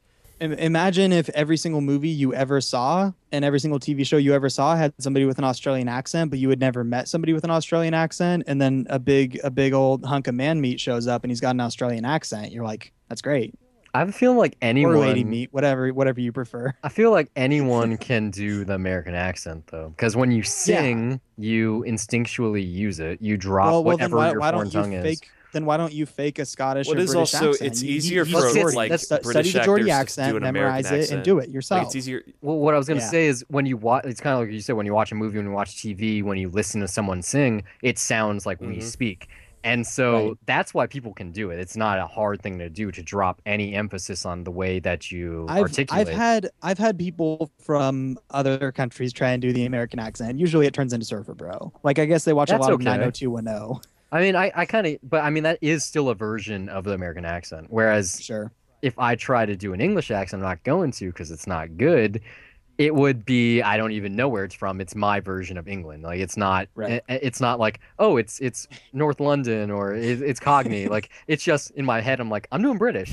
Well. So to get down to it, though, if you want to hear this beautiful Geordie accent that we've been discussing, Daniel actually he was on the show with us on Cynical Cartoons. We talked about Killing Joke last week, and then he was telling me like I'm gonna do a Killing Joke review on my channel. Oh yeah, and I you did one, jokingly, yeah. I told him, I was telling him like. I've always actually wanted to do a review on my channel where I just dub it over in the end with like Donald Duck voice. And so we actually like I sort of pitched him the idea to do it as the Joker, and he like hired a voice actor and had them do the review as the Joker, and it's actually really well written and cool. So people should check out that too. Should check it out. Yeah. Well, we talked about Suicide Squad. We talked about Batman vs Superman. So like Tyler said, we did the episode, but we can just recap really fast. Do not watch The Killing Joke. Definitely don't buy it. Maybe pirate it, but yeah, do not watch that movie. I actually spent like a good part of 4 or 5 days working on my fan edit of it. And it turned out fucking dope, man. Like I actually am really happy with it. And like if that had been what they released, I actually would have been pretty happy watching it in theaters or whatever. I have no way to put it out there because like you can't upload something on Vimeo that big unless you're paying $60 a year, and YouTube won't let me put it up. So I'll get it out there. I'll let you know, and then you can let people know about it. Well, since you're doing it for not for profit, you have no reason to get any notoriety off of it. No, I Just put it up on YouTube, and they already blocked it worldwide. Put it up as a torrent. Torrents are made for these kind of things, like fan edits, the despecialized versions of the Star Wars movies. Those exist in torrenting form because that's the way that they should exist. That's the only way they exist, torrents are I think. kept Yeah. like torrents are kept alive by people that are passionate about something. So just start seeding your fan edit that way, and if people want to find it, you can do it that way. The only catch is that you're gonna always have to have it on your torrent like app, and you're gonna have to seed it from you. Right. So you could either technically it's not illegal to do that, but you could get a virtual private network, a VPN, or I'm you just could considering just paying hide $60 a month to put it up on Vimeo and just start an account there, you know. Because Vimeo could probably take it down too. Yeah, that's a good point. Yeah, I would. Either way, just, I'll figure it out. Just torrent the thing. But yeah, do not watch this or I'll thing. just keep it to myself, and I'll be very selfish and watch it myself every night. You can make DVD copies and You hand know them what? out I to people was like thinking about ours. watching it. Yeah. Now that Brian's telling me not to, Don't. I might have to watch Tyler's Dude, edit. The first if you're bad guy's interested, I'll name. send it to you, man. I can transfer it to you Yeah. so fucking easy. The first villain's name is Paris France. I cut literally the first 28 and a half minutes out of the movie. Like no thought, just fucking Wait, chop so how that long shit, is get it? rid of it. An hour like your 5 cut, minutes. I'm something saying. like minus 42 minutes. All right. The original is 75. that? Yeah, I was close. An hour and Yeah. 15. Yeah, no, don't watch it. It's like I haven't seen. No, it's really bad. Even if you've never seen the original comic, and I do talk about it a lot in that DCAU video. It's so weird the way that they've gone from like, I mean, Dark Knight Returns is my favorite Batman movie ever. Flashpoint Paradox is fucking fantastic, and Under the Red Hood are all amazing. And then they had this like changeover where they basically changed producers and allocated different budgets to these films, and immediately they just went to shit. That's a bummer. Like, I haven't seen that many. I think the last one I saw was Under the Red Hood. That was what, like 5 years ago? Oh yeah, that was a good one. Seen Mask of the Phantasm. Well, yeah, I've everyone's seen seen that. That's a classic. The Return of the Joker, and I Killing can Joke. send you a little list of the ones to watch. What like, else? I've seen. I do need to see the Dark Knight have you seen Returns. Dark Knight I need to Returns? see it. No, I'll watch it eventually. But I think I saw year part one recently. in Gary's class, but yeah, I still need to see the other Yeah, one. it's worth watching it all on Blu-ray, like as one, you know, Oh yeah, no, I concise heard it looks film. beautiful.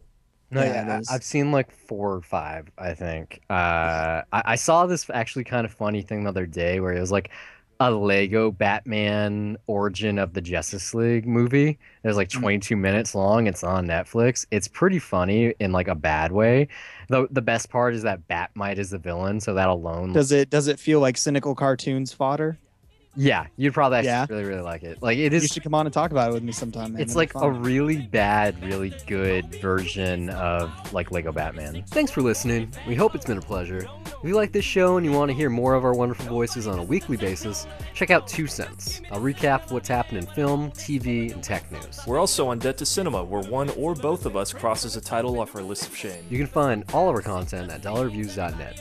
Follow us on Twitter or like us on Facebook at Dollar Reviews. And we're also on Google Play Music, iTunes, Pocket Cast, TuneIn, Stitcher, SoundCloud, YouTube, just about anywhere on the internet with hours of content available to you for free. But for those of you that feel that the show is worth your dollar, you can send us a donation at patreon.com/dollarreviews. Contributions not only earn our undying love, but they also make it possible for us to improve our recording equipment and to give you the highest quality episodes possible. But more importantly, they'd be helping us acquire the content to review. You know, trips to the multiplex are expensive, and the more donations we receive, the more films we can review for your listening pleasure. If you listen somewhere we're currently not available, you'd like to contribute some talking points, send a Debt to Cinema request, or if you just want to laugh at us, you can do so by reaching out to us on social media or send an email to brian@dollarreviews.net. Or you can email me as well, steve@dollarreviews.net. You can follow me personally on Twitter at Brian Gillis, that's BRYONGILLIS, and now you know how to spell the email too, and also under the same name on the lovely site Letterboxd, which acts as my film diary, where I rate films that I'm watching, write the occasional review, and even sometimes compile lists. You can also find me on Twitter at S_MTX, and also follow my film diary at Letterboxd under the same name, where I log everything I watch, and sometimes write brief reviews. That's it for this week. Until next time, keep the change.